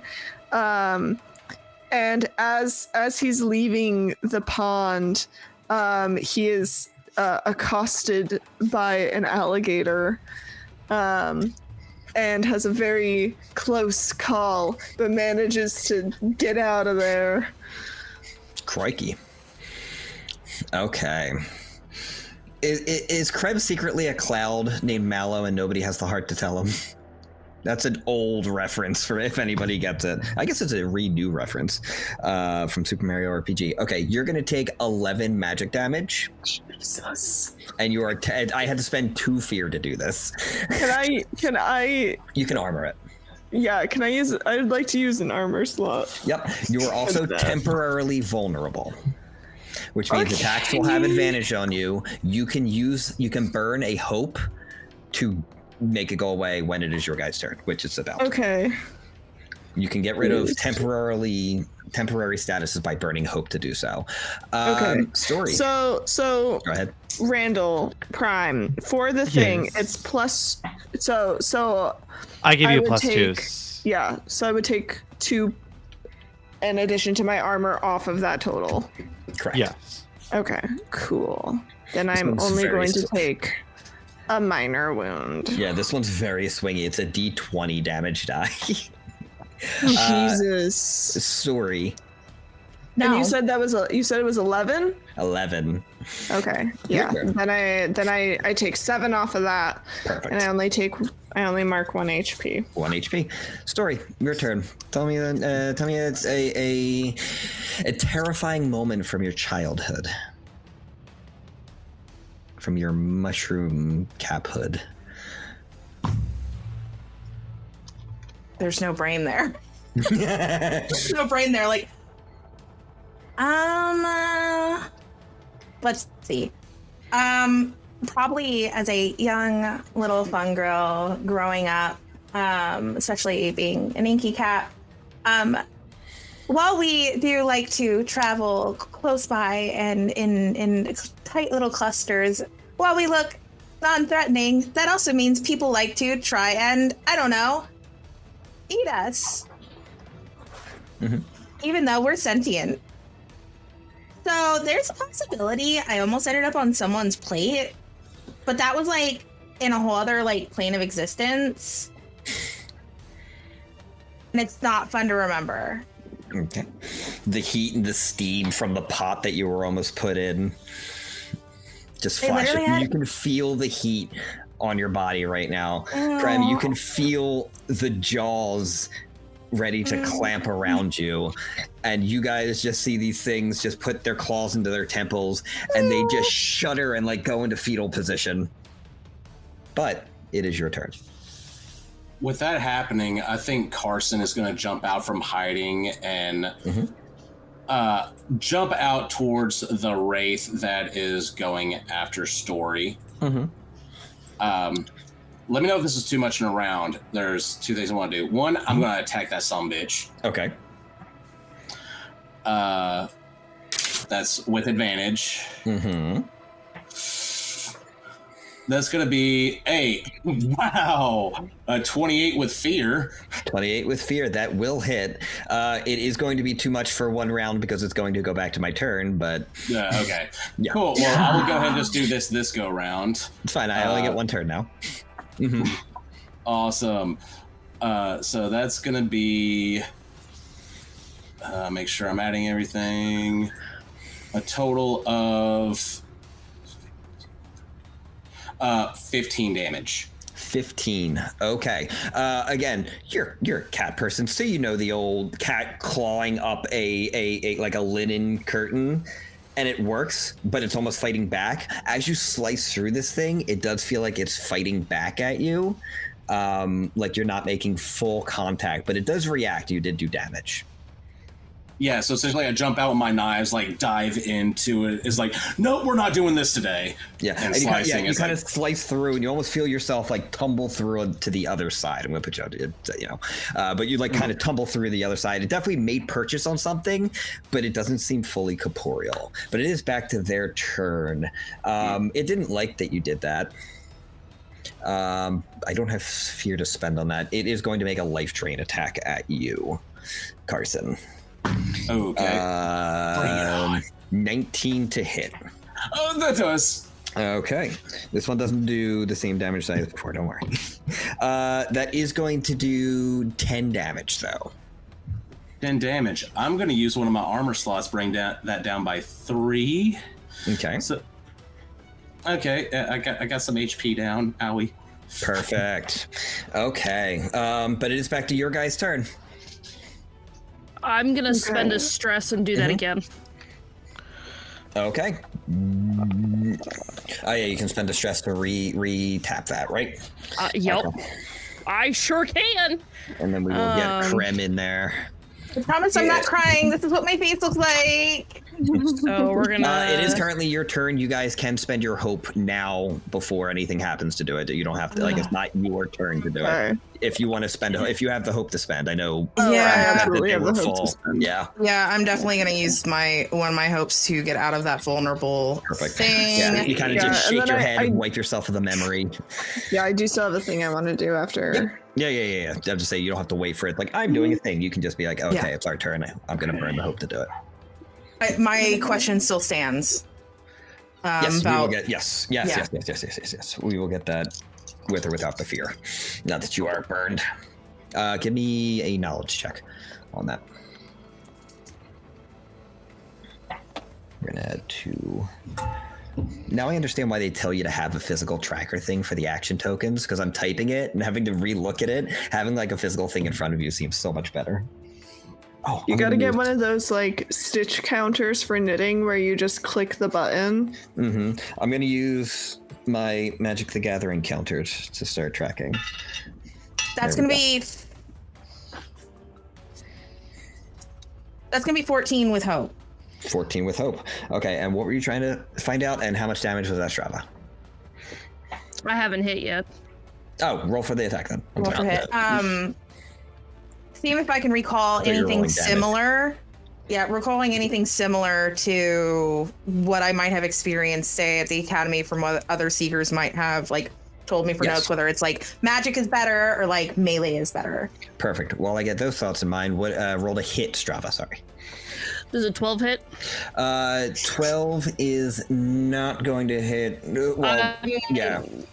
Okay, then I'm going to use my luck bender as a fairy, so that way I can, once per session, I can mark an additional stress, essentially, and re-roll my duality die. Okay. But I have to take the new results. To take the new results. As you roll that, you know that there are some incorporeal, more spiritual enemies that often have trouble passing through life into the afterlife. They're typically resistant to physical, as they do no longer have physical bodies, but magic probably still affects them the way it used to. Are new to hit Strava. So that is a 15 with fear. 15 with fear. Okay. That is going to hit, but it will be the fear.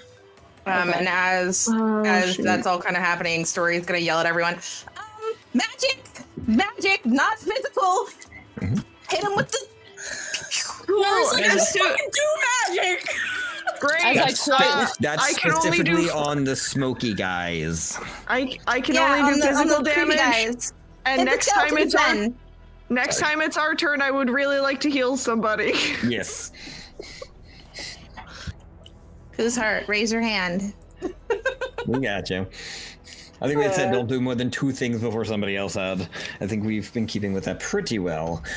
It is a learning experience as we get used to this non-initiative initiative. Okay. I don't know how I feel about like the way that it goes back and forth. It takes some getting used to. What do we got for damage?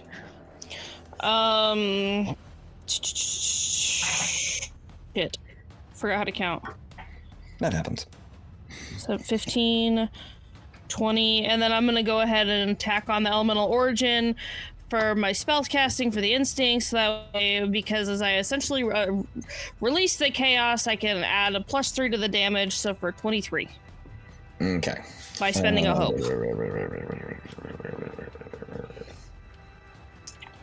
Perfect. Okay. So 23. And what are you aiming at? The Wraith. Bottom Wraith. Perfect. Okay, so 23. Okay. As you hit this thing, it just like ripples with energy, and you see it like its corporeal form diminish very severely, as that was a severe hit on them, you would say. But it is their turn, and they are going. Yeah, you're within close. They don't like that happening. They're going to move within close of you. There are no attacks of opportunity in this game. And they're going to memory delve you. Roll a hit. 13.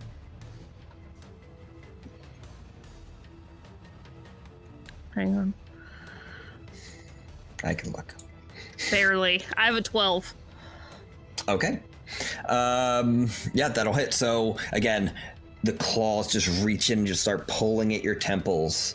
Give me a terrifying memory from your past. I Probably when she was growing up. Strava is a little fairy. She's very gangly for a short person. She's big, thick rimmed glasses. Her hair's dragging around the ground. She's wearing kind of like an overshawl that's too big for her and a dress that doesn't fit appropriately. She's just very awkwardly shaped. Such middle school. But she's picked on a lot growing up for looking different, being able to channel different magic. And there was a group of bullies who quite frequently would kind of pick on her, break her glasses. And she had inadvertently shocked one of them for the first time earlier that day.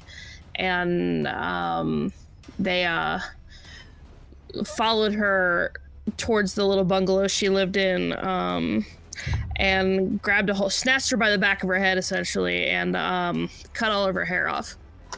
Ooh. Okay. As that memory flies through your head, you are going to take 14 magical damage. Can I burn an armor slot? Sure can. As long as you got them. Okay, and it's back to you, Krem. You said you have something on lock, and then we will make sure we hit Prime. Yes. Speaking of Prime and Story, how y'all doing as far as HP goes? Because I think you guys got hit the most. I haven't gotten hit. I mean, I have, but like...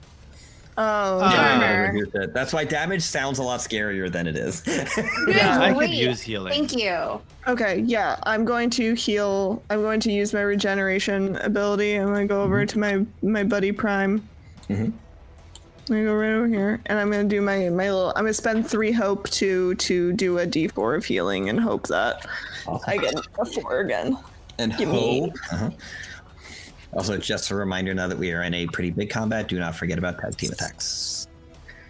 Yeah, you get 4 HP. Nice. There you go. That's pretty nice. This D4 Sorry, is how much? good. 4. Okay, Which is thank you. It's really good. Yeah, so take off 4 HP marks. I don't know how many you got marked off, but... That, I took half of it. Oh, shit. Hey, guys, remember tag team. 8? You have 8 HP? Half of it, so I took 2. I have 6 HP. They took 2 HP. You overhealed by half. Oh, okay. That took me a second too. I got really confused because I was like, how close to death are you? I was about to click. Go. How much HP? And then I realized what he was saying. Yeah. Okay. There was no roll there, so no roll. Prime. Let's let Prime take a turn there. Yeah. Yes. I'm gonna wild that flame because they got close to me, and that's the thing that does Sure did. damage. So Okay. that's so you're a 12 with hope. 12 with hope. Okay. And what are we aiming at? 1, 2, and 3. Okay. That will hit the Skelly Boys. It will not hit the Wraith. Okay. So you're gonna hit 2 out of 3. I really don't know how you guys do so much damage. I did 4 damage. What's your thing? One second, let me open up your thing. It's 2d6. I rolled a 3 and a 1. Oh, that's why. It's because your rolls are low. But even still, I can only max 12, and I hear fucking 20s from you guys. It's insane. Yeah. I mean, Well, that's so- AoE. That would have been 24. Well, and I will say that 36. I'm using my big thing that cost me just as much pain. Big. Yeah. My Also, Unleashed are you- Chaos is wild. Mhm. Are But you also utilizing the bonus for your spellcasting? I only It get that doesn't- when I roll with fear. Yeah. So it's 2d6. This is the one that does Yeah. much damage. 2d6, 3d6 if I roll with fear. Yeah. And figure that has the opportunity to do up to 36 damage. It's just AoE, so it doesn't see, but you do knock both of these skellies down. You Nice. take them both out. Fantastic. Also, if anyone has way too much hope to spend, remember tag teaming. You can spend 3 hope to do some cool shit with somebody else. True story. Oh shit, that's I right. can use my hope? Heck yeah. Okay. God, is that you? That was Weird. with hope. It's the librarian. You rolled that with hope, right? Yes. Okay. Who's going? Well, since I have hope to spend, I am more than willing to do a tag team event. Initiate a tag team? Who are you initiating a tag team with? Well, it looks like big old scary Wraith Boy. I can't do much to him. So I'm going to do a tag team here, and I'm essentially going to look at the rest of the groups like, all right, I've got it. Y'all distract him. I'm going to shove my hand into my bag and start trying to distract the Wraith so Story can get an attack on them. Okay. So you're in a tag team with Story. Story, what do you do? All right, let's see. Separate action rolls for Starling rolls outcome. What am I gonna do? That's really great. I guess I'm gonna do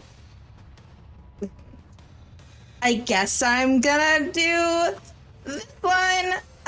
And since she's very up close, she's gonna be like, now I lay you down to sleep. I pray the forgotten gods your soul to keep, and she's gonna cast slumber on him. Okay, so both of you are gonna roll. Both of you are gonna roll. Spellcast And roll. you take the best roll of whoever. So Carson and Story are both gonna roll. This plus 2 plus.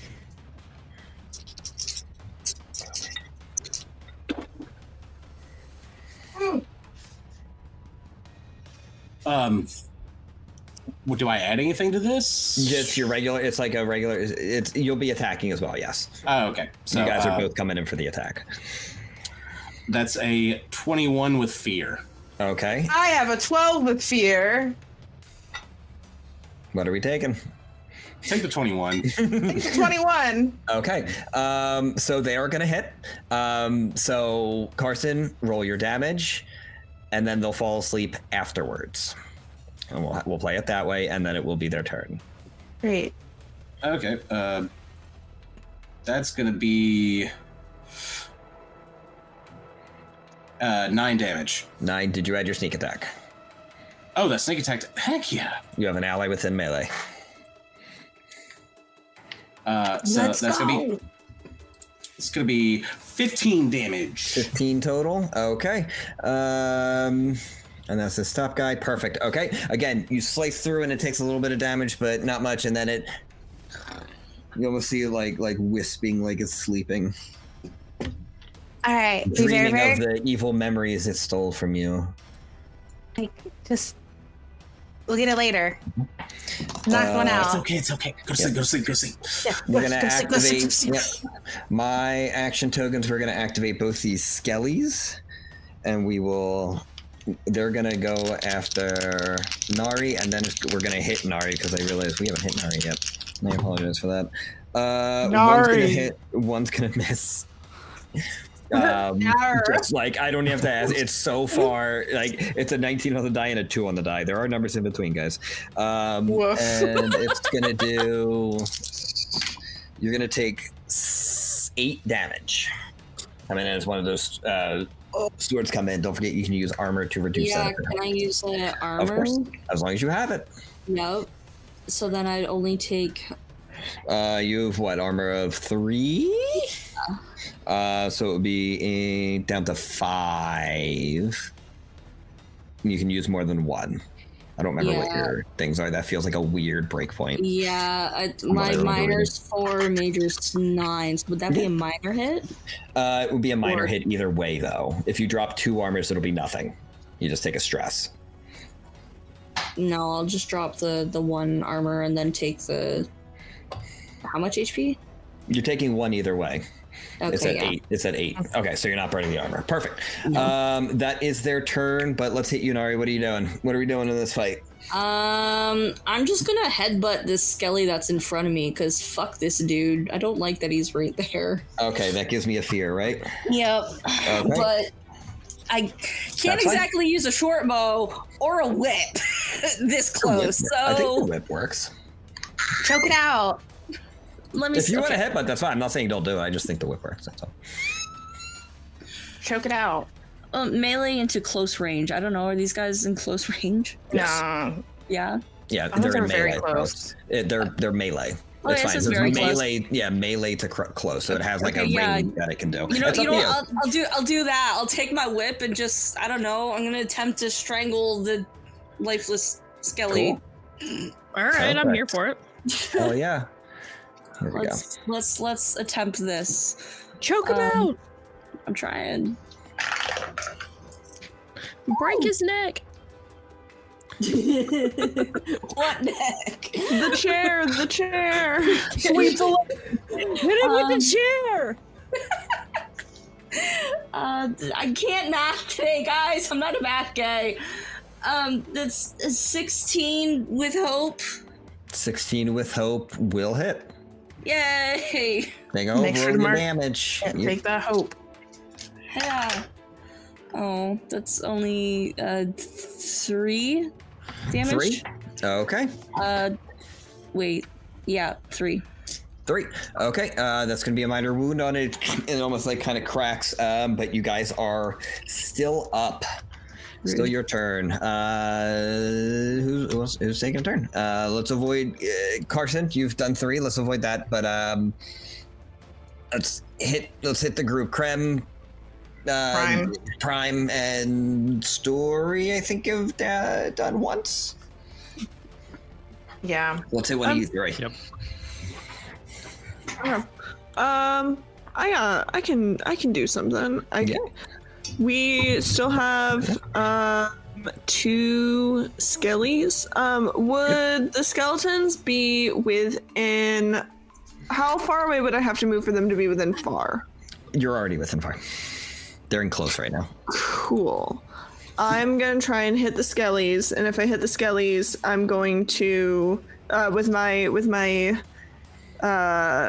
vicious entangle. Okay. And if it works, I'm gonna spend a hope to also restrain the other one. I love it. Are you also restraining Nari? Yes. No, not Nari. No. Make a spellcast roll against a target within far range. As success, roots and vines reach out from the ground and temporarily restrain them, dealing 1d8 physical damage. No, I am not going to restrain my party member. Clever. Clever. I saw what you did there. Yeah, Nari? Yeah. Wait. I can't roll well on, like, at least I rolled with hope, but that's Okay. an 8. No, that's gonna miss. But at least you get a hope back. At least Get a hope? at least I rolled with hope. Yeah. So, I need some hope. Damn. Is crap. that's all I got. Oh shit. Okay. It's still your turn though. I can't do that. Yeah, let's hit Story Damn it. or Prime. Prime go. I'm trying I'm to think. gonna target the wraith over here with my great staff. Okay. That's a critical success. Critical success. Hell yeah. Yay. Roll that sweet damage. Take a hope. Reduce the stress. I don't know how to get stress. None of my abilities do much.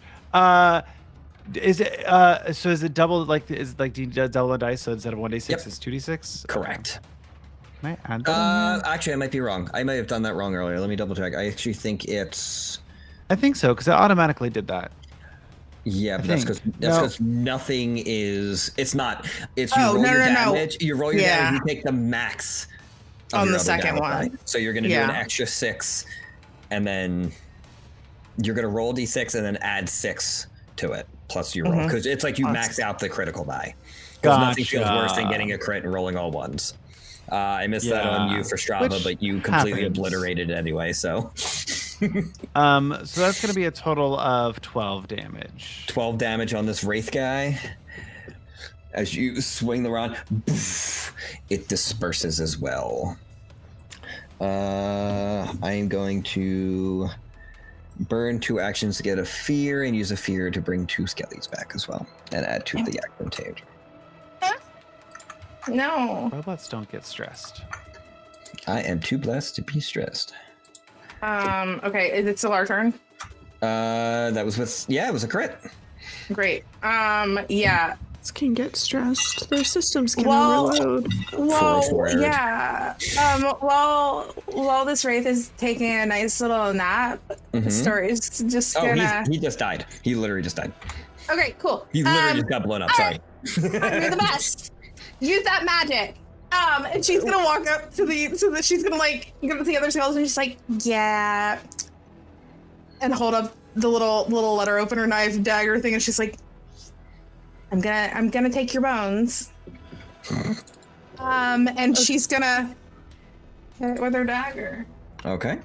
So are both of the race down then? They are both. No. This is the one that Randall targeted. Yeah, I don't think it was ours. That was I'm asleep. sorry. It was this one down I here. clicked on that one. My apologies. Yeah, I was not ours. checking the rules for critting. Yeah, you're good. You're good. Either one of them was dying on that, but I just had the wrong one killed. So you can target the wraith if you want. Great. So I'm gonna run up rolling this, but I'm also going to utilize My apologies on that, Randall. a stress You're good. to attack an additional target in range as well. So which is the second one. Awesome. So I'm gonna do that. So I have to roll. No, if you hit one, you hit both. Okay, cool.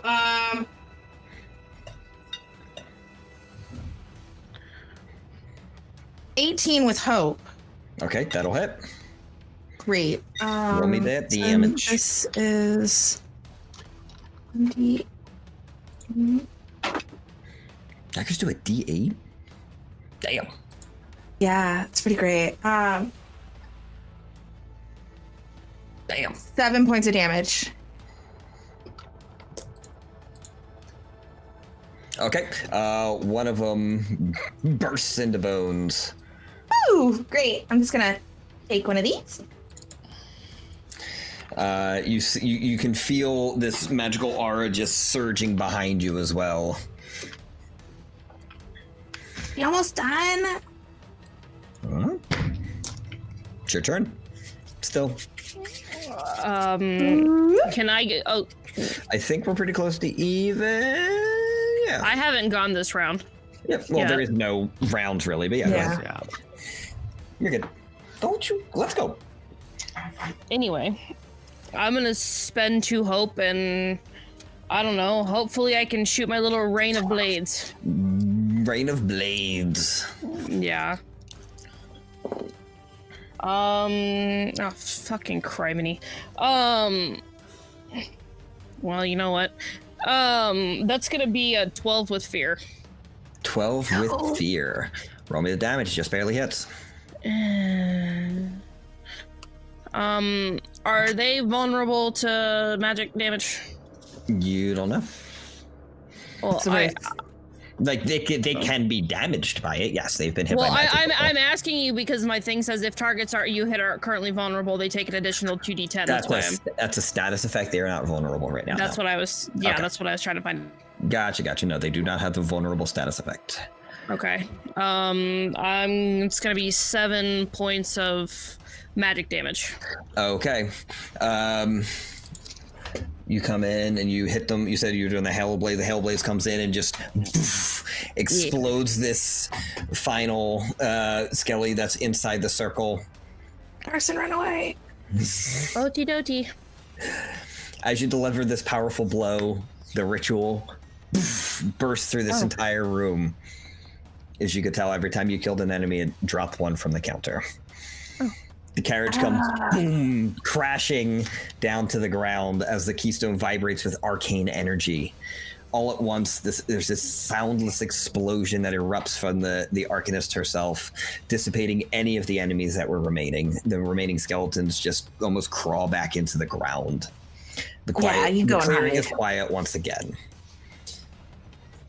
She immediately begins, okay, let's go. That won't last forever. Let's go. She leads you back into the treehouse. About an hour later, you get there. It's a little darker now, so it took a little bit of time. The keystone is sitting, suspending carefully above a rumbling fire that she persisted she had to make this time, inside the hearth of her house. The Arcanist looks even older now than she did before, almost like this ritual aged her, very accelerated.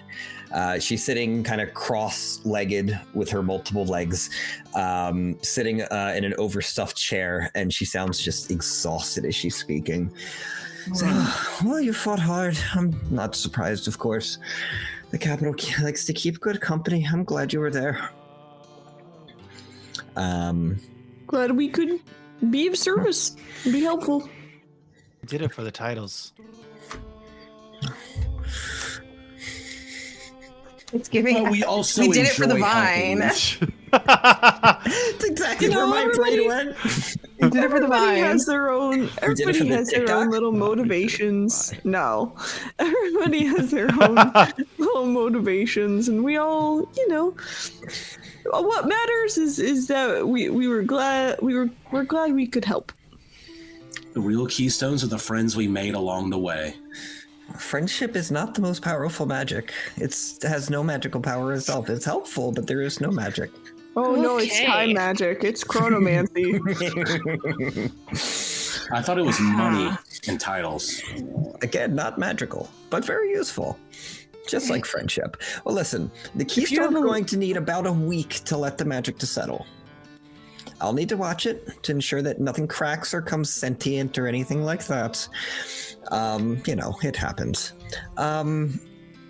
Listen, after you rest and you get yourselves together, I know you all look like you need a rest and some tea and some cookies, and just, I would love to take care of you. I could use a favor myself. Honestly, you know what? You might do well with that as well. Yeah. Also, I have a ton of more questions. Of course. Well, listen, while we do, and as she starts speaking in the narrative, we see that the camera just pans out to see the large forest sprawling and seeing these various spires poking out here and there. There's a spire just west of here, maybe a few hours walk. I felt it on the way to the ritual. It was strange. It was off. It felt weaker than it should have been. As I am white fire, it is a blue fire. It felt wrong. I think something might be wrong with the Spire Keeper. If one of those fires were to come out, there would be big problems. What we dealt with in there, over and over again, and worse. When you're ready, I'll give you a map. But I would really appreciate if you could be heroes of the Sablewood instead of just the capital, and help me out.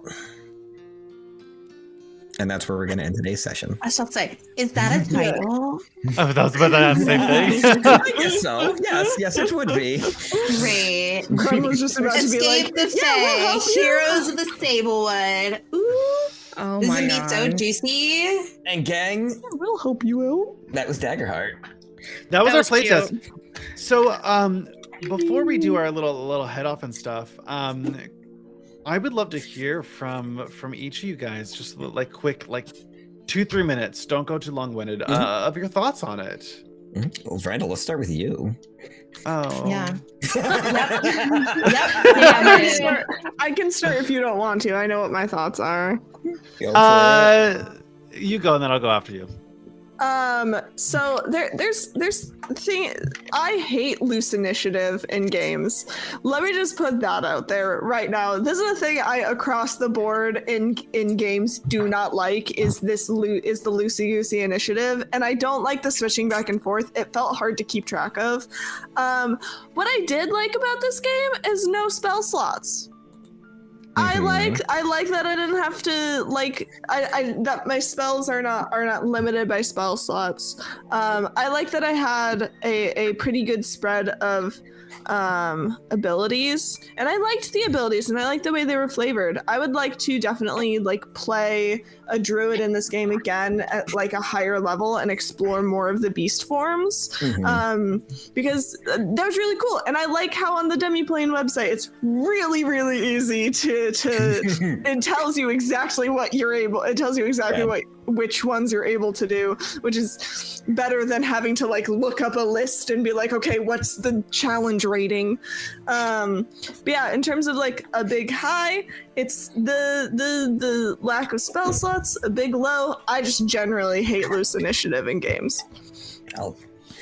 Let's just wrap around the table and clockwise forward motion. Then Winter will hit you. I definitely agree with Evelyn on the initiative. That for me is a low. I don't love it. It is hard to keep track. And I will say that, like personally, there was a couple times where I'm sitting here like, la di da, I'm going to take a nap. But everything else I think was so much fun. The characters are fun, creating your character, like the new ancestries, the what you can do. It's a lot of fun. It's just the combat definitely needs some work, I think. Okay. Bonnie? Yeah, nothing that hasn't been said already as far as something I wish to improve on. I vehemently hate loose initiatives. Just because, I mean, it's especially like, in this particular instance, we learned that wraiths are vulnerable to magic damage, right? So that essentially put 2 of our players out. And I know that I'm over here like, I could theoretically burn enough stress and continue to get rid of it that I could wipe these guys out. But that eats it. That literally eats it for Carson and Nari, who are physical attackers. I love the ability to expand on things that you can do in it, though. I really like the experiences and being able to sort of tailor quote unquote feats essentially in this to what makes the most sense for your character. Like, I mean, for instance, you were super nice about letting me do kind of the homage to jellyfish stings, but we made it thematic and mechanical in a way that wasn't too overpowering, but was still fun to get to play with.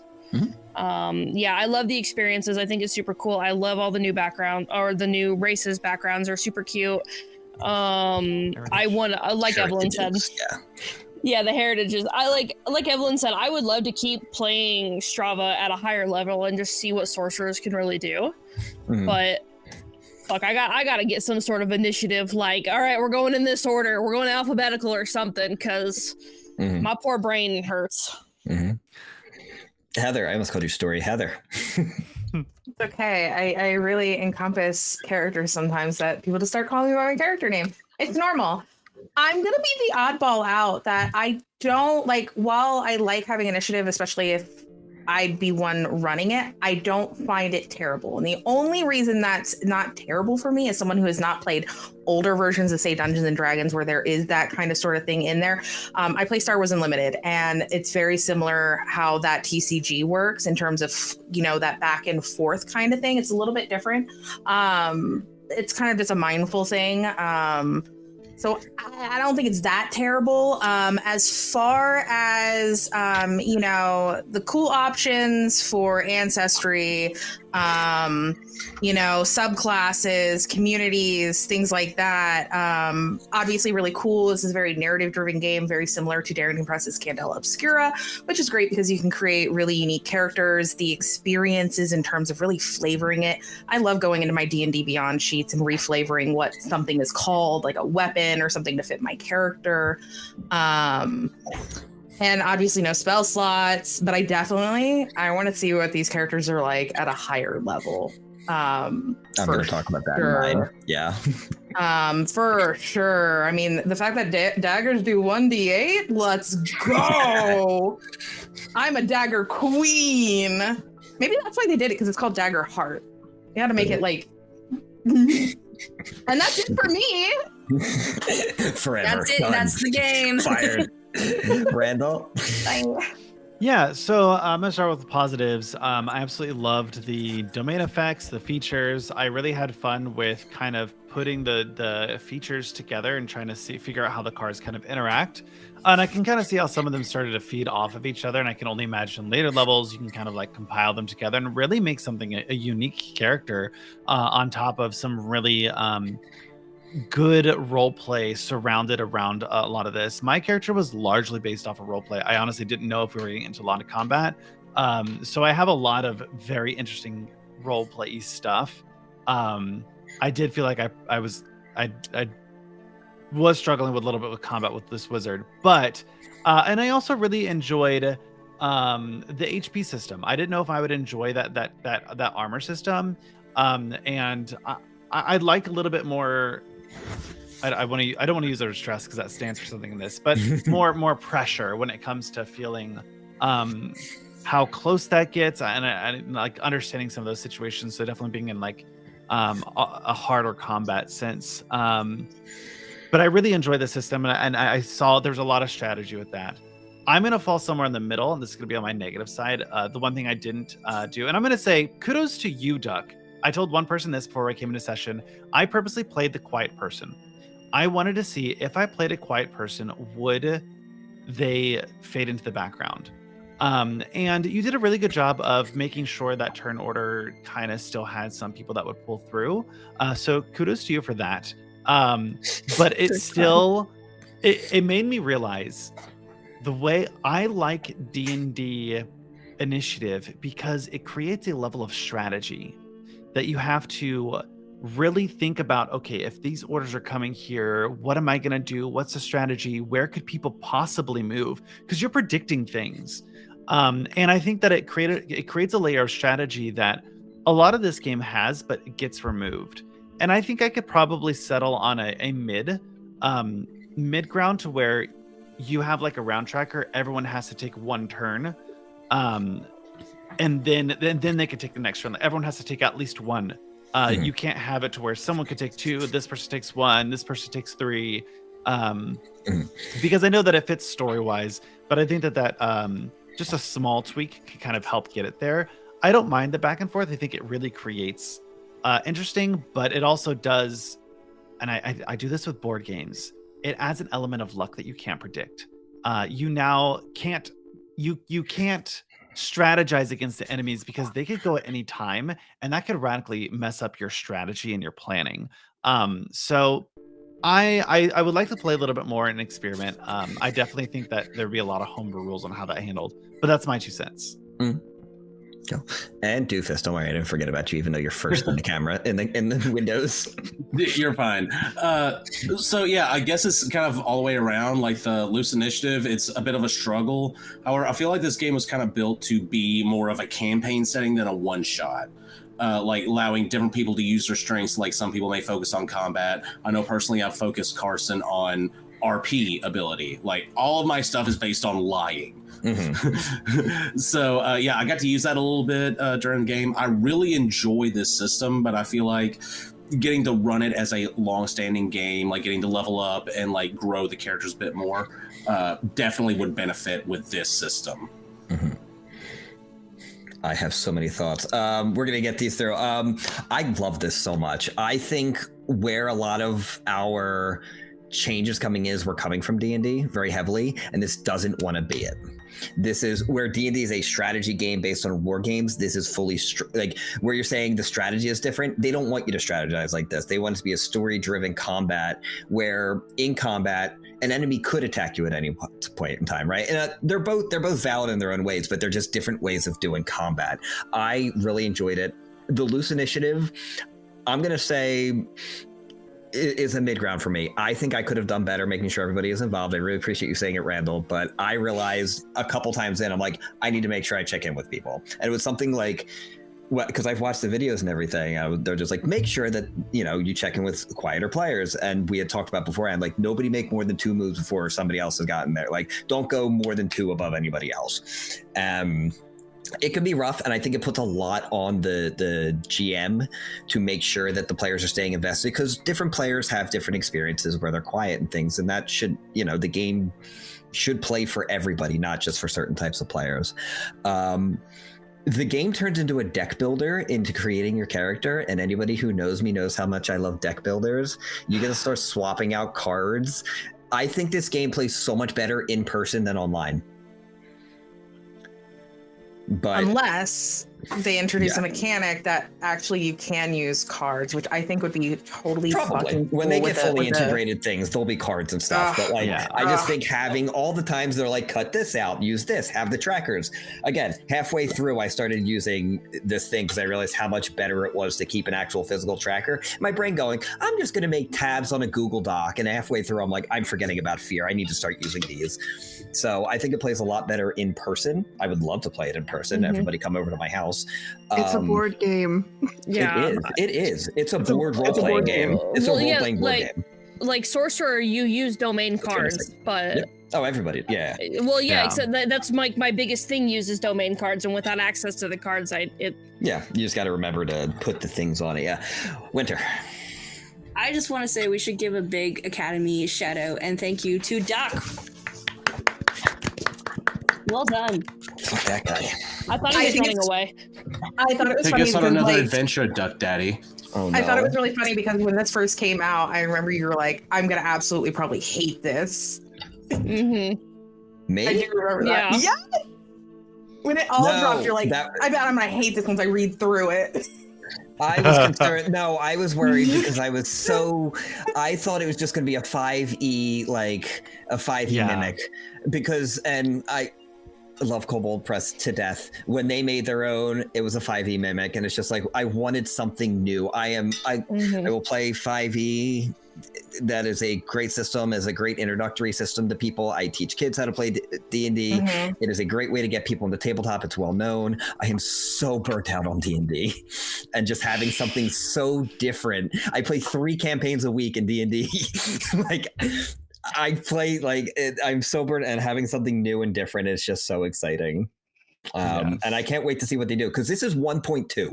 Like, this is open beta, this is playtest, first draft, and I'm just very the bones are there.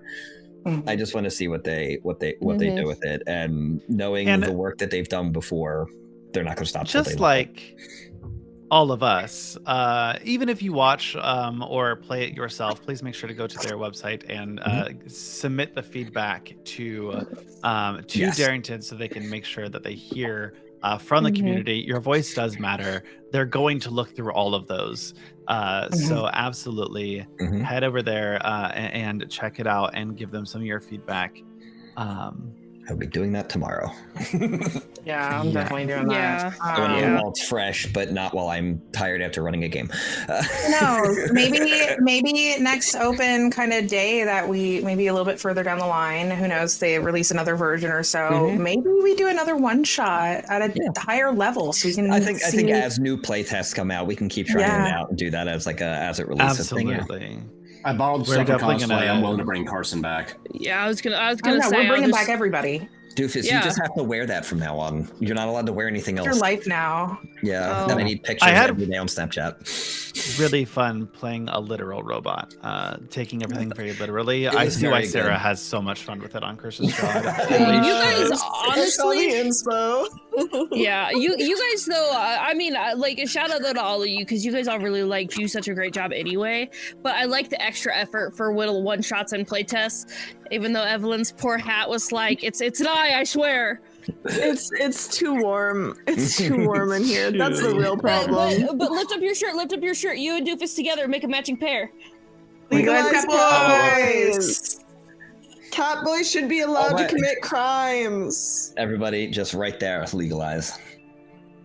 Yeah, This was super fun, and Yeah. I want to play this again with you guys at a higher level. I definitely. No matter what system is, I just fucking love storytelling with you guys. It's just so great. This is an awesome group, for real. Yeah. And I People made sure to definitely connect my character into Magic Academy. It was so I simple. loved that. My whole so goal of this cute. character was she is connected to Magic Academy. We're writing this lore. I got to drop the librarian. Another card has been handed out. When I start writing the lore, if you Loved tell it. people about Magic Academy, it will break their brain. I loved it. It was, the whole thing was just. Notice was the that? little Fair- Calum, Was weird. it fairies? If you tell people about fairies and Fairly Odd Parents, it would just break their brains. You turned into Mr. Crocker. Listen, I was so excited when you mentioned the librarian, because I was like, hey, Hey, I know that guy. Okay, Leo. I know that guy. Thank I you, know Jim that guy. for joining us. Yes, so if just a few last wrap up things, we do have obviously on 420, you can sign up to play games with us. We do have our first to start playing. It's $10 for the one session, one shot. So say hello. It's to play with Winter. It's an absolutely amazing, really fun stuff. They're a doll to play with, and a really phenomenal GM. So head over to the Discord. You can see that in our announcements channel. We will probably come back with another Daggerheart playtest at some point.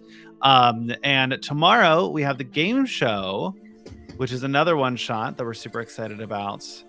And then I'm putting down a date. I'm working on a date for the community goal for God Killer. Don't think I haven't forgotten.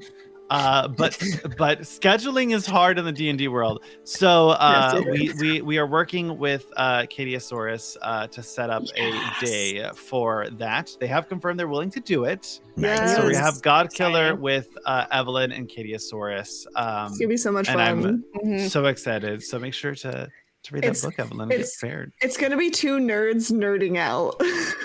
Oh yeah, and if you two don't make it Shakespearean, yeah. Oh my god. Oh yes. my god, we totally could though. You You could. have to. Let me know how I can help. Then it's called Goddess Killer. Shakespearean That's not God how Killer. that language works, but okay. Oh my god. I don't Yes, have a Heather. skull. Heather, you think I didn't immediately think of you? That's my literal degree. Oh god. God Killer is a two-player game. The God Killer and God, the DM, and they tell a story together. And We're so gonna we're make really something excited cool, to and see I'm how that's really gonna go. excited. Oh my god. And Transplanter, Connie Ching actually has an announcement coming out on it in a few days because it's going to be their birthday soon. So keep a look on the socials. But let's head over to someone really cool today. But I'm not sure we've headed over before to we leave, Randall, you did not check your DMs, but I will try to do our patrons from memory. Alicia W, Tiger J, Nalani B, Michael N, and Shadow Gamer. Nice. Woo! Thank you so much to our patrons. Go check out the Patreon. There's go a new get our merch, drop. 'cause- There's a new merch drop that you can only I'm doing access this if you're like a I have the merch patron. My Only merch is on route. stars. Just Go $2, you get access to it.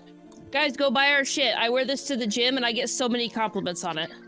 Exactly. So let's get these raid emotes It's the best up. t-shirt. Be sure to grab those. It looks like we are reading out to Magi RPG. I was thrown. Magi, I was like, are we what? Randall. Magic Academy RPG, we're raiding ourselves. Stream Elements isn't subbed anymore. Stream Elements they'll hasn't been survive. subbed for a long time. Yeah, that's true. I don't need a sub. Doug, send us off. Doug, what did you do? I don't know. Doug- I copy Stream Elements. Send us off. So please I'm gonna do mine because I don't know yours. Please send Magi RPG, all the love you would give to us and all the respect that you would never give to us. Please know that you're all valid and valued. We love you all so much, and we'll see you next time. Bye-bye.